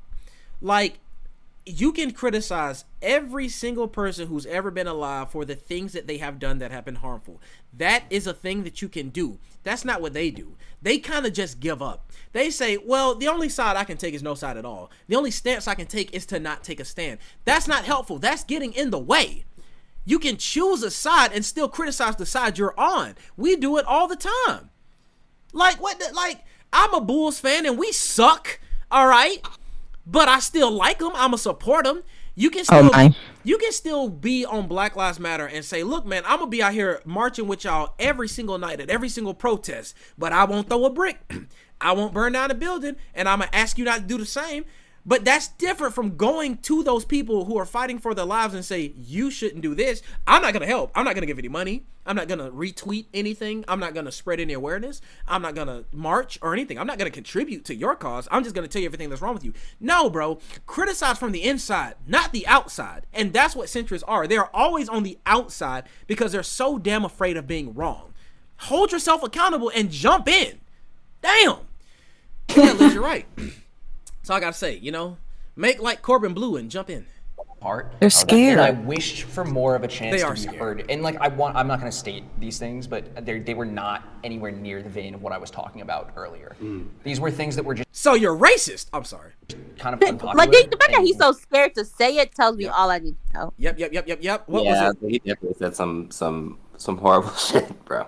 What was it that John Mulaney said when white women were trying to say that calling them Karen was a slur, and John Mulaney was like, this lady said another word. Yeah, John Mulaney was like, the N word is as bad, or Karen is as bad as the N word, and John Mulaney was like, if you're comparing the badness of two words and you can't say one of them, then that one is the worst one. So like my guy, I mean, like, listen, there are some things that I've said in the past that I do not agree with. I'm not just going to blame it on my upbringing or being from conservative Macon, Georgia or whatever. I don't agree. They were discussing things. And I'll say it to you because I said them a decade ago. Like, I've only ever deleted one post on Facebook. That's because it fundamentally did not represent who I was. And it was when I was like, and I was literally just repeating what I heard on a late night comedy sketch. Not a comedy sketch, but some stand-up from Dave Chappelle. I was up at, I knew it, I had to be at church in 3 hours. What the hell was I doing up watching Comedy Central? The fact of the matter is, I was a child and I got on Facebook, and what is it that I said? It's disgusting and it's very sexist. I said, if you don't want to be treated like a whore, don't wear a whore's uniform. I do not agree with that at all. That is disgusting, and I am ashamed of myself for even typing that. Do I agree with that? Absolutely not. Should I be held accountable for that? I'm doing that right now. I'm coming on my own platform, my own community, my own viewers, and I'm telling y'all, that's something that I stood behind 10 years ago when how old am I? 24? When I was 14. So first getting into high school, that's something, or I think I was still in middle school, actually. I was in 8th grade. That's something that I said. I don't agree with it. Thank God you got out of your hometown, that's all I'll say. Yeah, man. And I mean, like, I didn't agree with that by the time I got to 11th grade. I had already changed my mind on that. And going to college and, you know, just being around more human beings really expanded my worldview. And I encourage people to literally just get the hell out of wherever you're from. For sure. But like, yeah, man, Alex, you're in the chat. You know what it's like being from Macon. Jock, you from Macon. Like, we know what it's like to grow up in a world where that is the standard, where that is the norm. And like, I said that, and then nobody cancel me because that was the norm at that time. And I said it, and I can say it because it doesn't represent who I am. And I don't feel comfortable saying it, but I feel like I should let people know that at one point that was what I represented, and this guy can't say that. I can only imagine. What the hell did you say? I don't know, man. Remind me to tell y'all about this fake anecdote of this guy. There's COVID. Exactly. Oh, damn, you're right. Damn. Cora ain't even left it. Let me. Right. Easy to take out of context. And I wished that I had more of a chance for people to hear me out, as opposed to kind of react viscerally from the start. And I think there's also personal accountability. So for example, if I say something online and a bunch of people, whether they're my followers, especially if they're people who I know and trust and they have a really visceral reaction to it, sometimes I think what's missing on social media is that moment for self-reflection of like, did I say something that may have hurt other people? Can I get curious about it? I might not agree with that person being hurt, but can I at least empathize with it? Or do I want to get back on social media and say everyone is silencing me so then I can have a more niche audience of people who only agree with me? Because at this point, I think that most people just want to feel seen, heard, and validated on the left and on the right. And I think there are a lot of people on the right that do not feel seen, heard, and validated. I'm not going to say that what you all are feeling is a figment of your imagination. I think it's coming from somewhere and needs to be attended to. You know, you see all these bad. Do y'all remember months ago, like I've been saying what she's saying, I have been saying this for months. Stop calling Trump supporters crazy and stop ignoring them, because that's how they got there. Trump is popular because he speaks to their concerns. He speaks to the concerns of people who claim that they are unheard and unserved, which a lot of times is like rural white America, but a lot of metro suburban white America as well. Now, is it valid that they feel that way? Sure, your feelings are valid, but does the evidence back up that they are being ignored? No. Luna and I talk about this literally all the time. When you don't see the oppression of others, their treatment seems like special treatment. Their restorative justice seems like special treatment. For example, if you don't understand the history of redlining and slavery and Jim Crow and all, and mass incarceration and police brutality, then when they make a law protecting black people and their right to vote and their criminal justice rights, it's going to seem like fair treatment. When you don't address those people and their concerns that they feel unheard and unseen and underserved, they become the people that are Trump supporters right now, because they literally have no understanding of why black people are getting everything, gay people are getting everything, women are getting everything. But me, some rural suburban white fella, I'm not getting anything. Nobody ever talks to me, but Trump, that Trump guy sure did. They have not been educated to understand the context behind all of these measures that people are taking, and that is the missing link. Don't ignore them. Don't call them crazy. They are every much as human as you are. Talk to them and tell them why this is happening. You can't always change their mind. A lot of times you won't even get close, but you can try. You can talk to them. You can have a conversation with these people and tell them, look, man, the reason why they changed the standards for this and that is because of this and that. It doesn't come out of nowhere. There is a history behind this that you have not been taught. You want to know why you haven't been taught? Because you are the child of a person who lived through the 90s. And in the 90s, what were they talking about? Political correctness. And that entire conversation, that entire concept was invented by conservatives. And your parent is the child of someone who lived through the civil rights movement. And that person is the child of someone who lived through Jim Crow. And that person is the child of someone who owned slaves. So of course you're not gonna get it. No, like, we expect you to get it because there's the internet, but you have never been in the position to where you were primed to understand the context behind these things, and I demonstrably was, because I am on the entire other side of history than you choose to be, all right? And this is why these people exist. So like she's saying, she's right. Don't ignore them. Don't call them crazy. Don't go to their house and say like, hey man, open up, I need to talk to you. Don't do that. But I am saying don't shy away from the dialogue. Engage in the discourse when it is possible, when it is comfortable, when it's an option that's available to you. Just do it, because ignoring them is how we got to January 6th. Now, what were we saying, Liz? I just want to talk to you about your extended warrant. But anyway, that's my joke comment.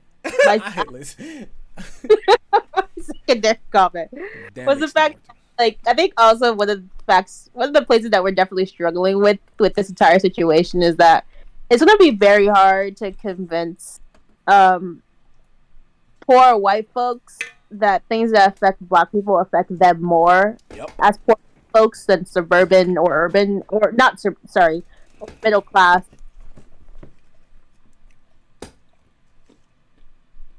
What? Guys, do you get what I'm saying?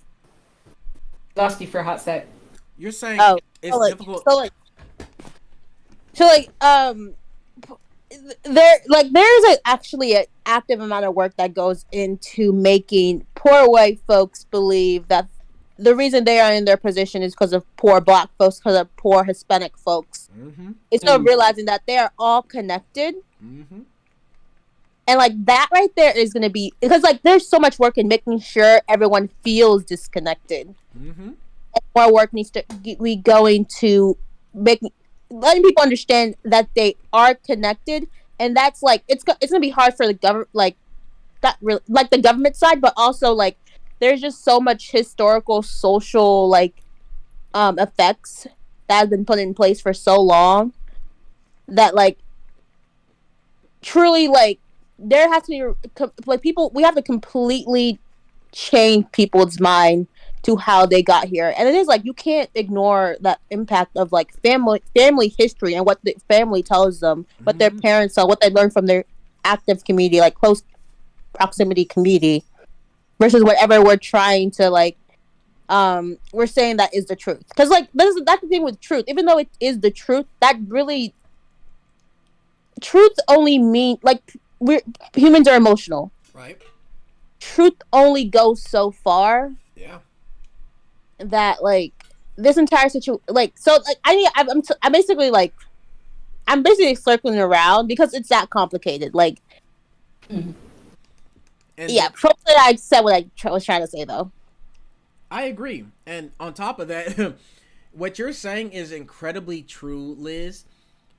On any day of the year and any moment in human history, add on to this unique moment in political America in 2021 where we can't even agree on the facts, where misinformation, disinformation is so prevalent and so rampant, we can't even agree on what happened, where Republicans in Congress have blocked measures by Congress to establish an independent investigative committee to understand what happened on the events of January 6th, because they know them, well, in my opinion, because they know that they themselves are implicated in what happened. But when you can't even establish a body of facts that we can all agree on, oh, hello, Hazel.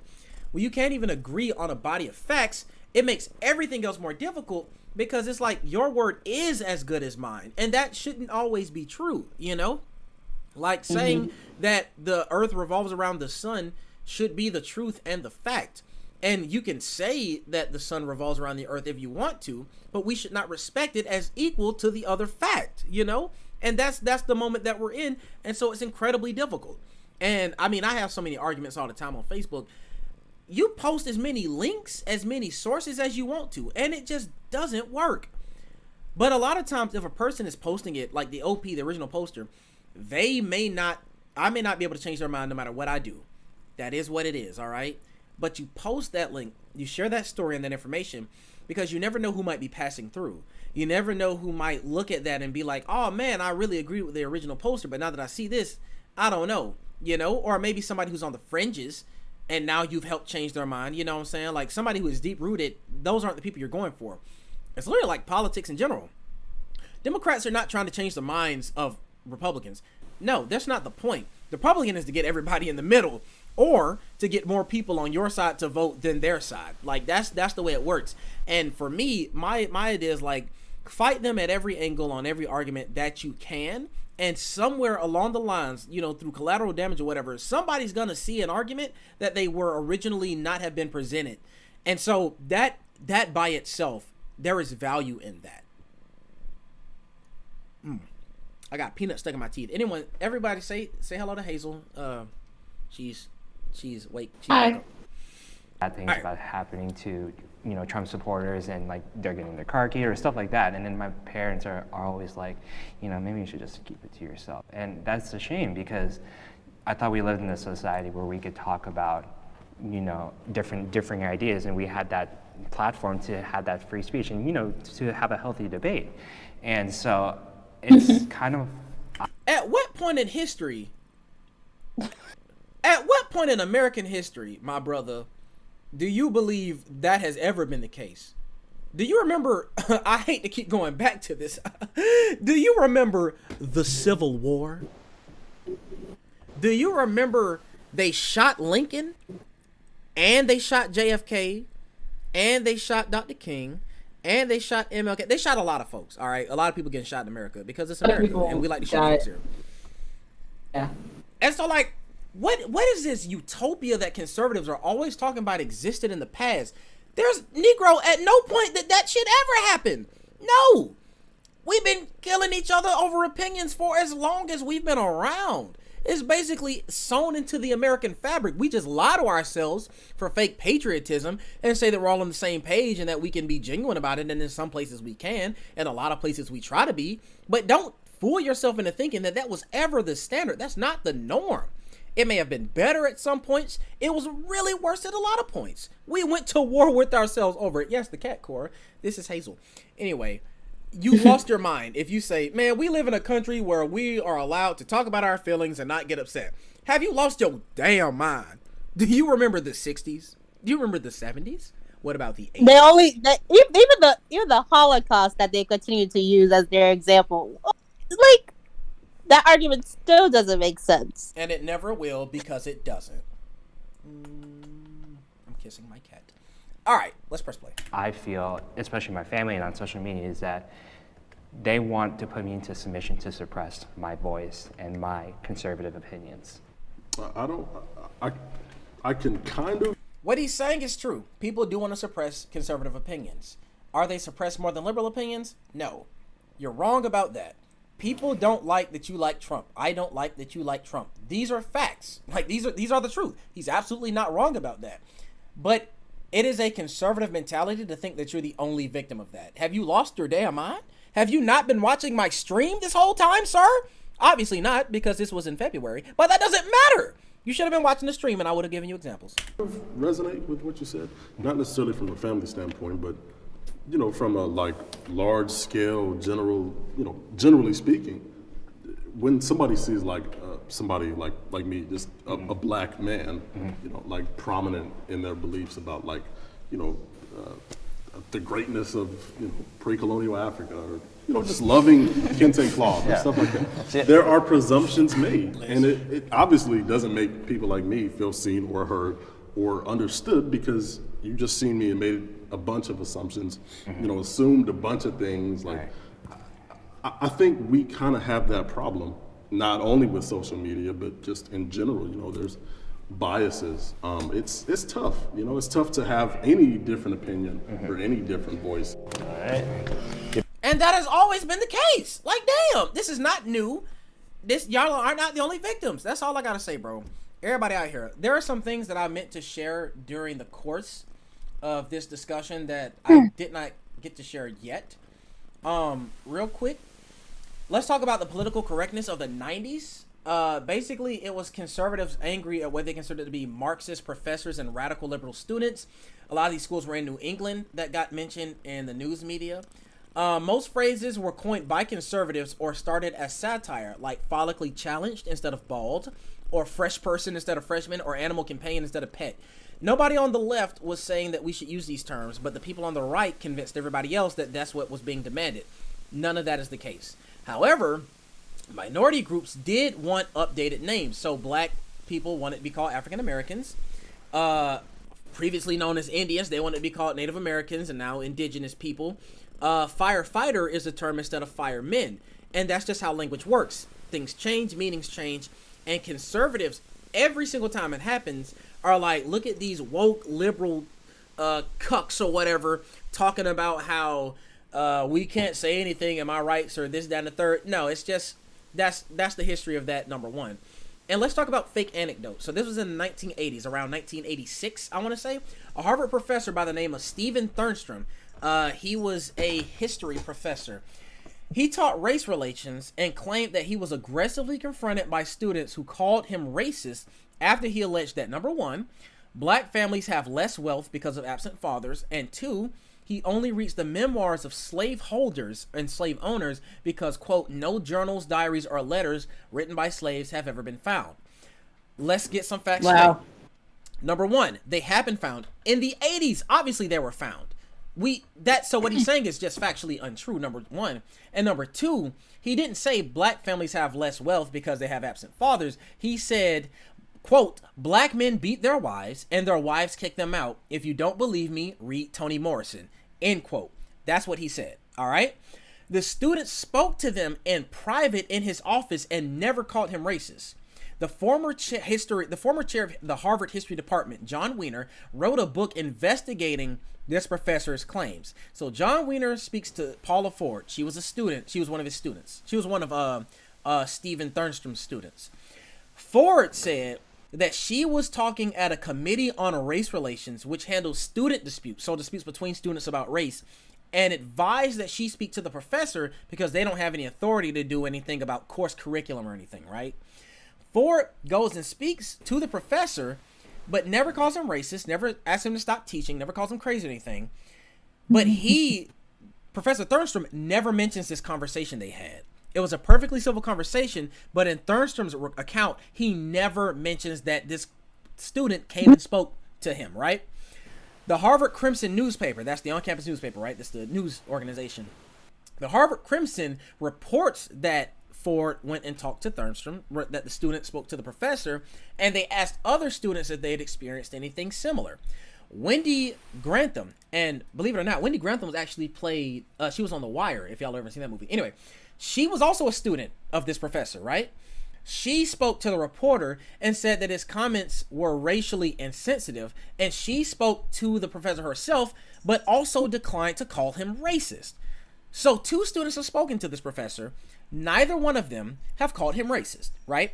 The professor writes a letter claiming a witch hunt to the Crimson. Where have we heard witch hunt, Jocelyn? Oh, Lord. Don't cut me up for this. I was reading something else. Sorry. That's fine. Liz, where in public political spheres have we heard the phrase witch hunt? Oh my God. You can't just call people out. This is the classroom all over again. You're giving us anxiety. Oh my God. I cannot wait until I have my own classroom. I promise it was pertinent. I was reading something about racism and then you were mentioning a thing and my brain got confused. I can't wait until I have my own classroom and I can do stuff like this to people. I think it's ridiculous. It's a witch hunt. I'm leading in the polls. They have no idea how they stop me. The only way they can try is through impeachment. This has never happened to a president before. Now let's go back. What was those? You're talking about anti-Semitism again, or no? Oh, no. Just look at what I'm showing you. Listen, does this voice sound familiar to any of you Americans out there? I think it's ridiculous. It's a witch hunt. What was that? I think it's ridiculous. It's a witch hunt. One more time for the people in the back. I think it's ridiculous. It's a witch hunt. That is former President Donald J. Trump calling it a witch hunt, his favorite phrase ever. Trump always used the term witch hunt. That is an echo back to conservative speaking circles generations ago. 1980 was 41 years ago. There are decades of separation between this conservative professor calling it a witch hunt when there is no witch hunt, and Trump doing the exact same damn thing in 2019 and 2021 when he gets impeached. You can't write shit better than this, y'all. Listen to me. I sound like a conspiracy theorist. Now I'm on my Alex Jones stuff. Listen. They have the same language. They use the same words because they're saying the same things. I felt uncomfortable because I used my freedom of speech to say what I wanted, and someone had a problem with it. Ergo, it is a witch hunt. I am being canceled.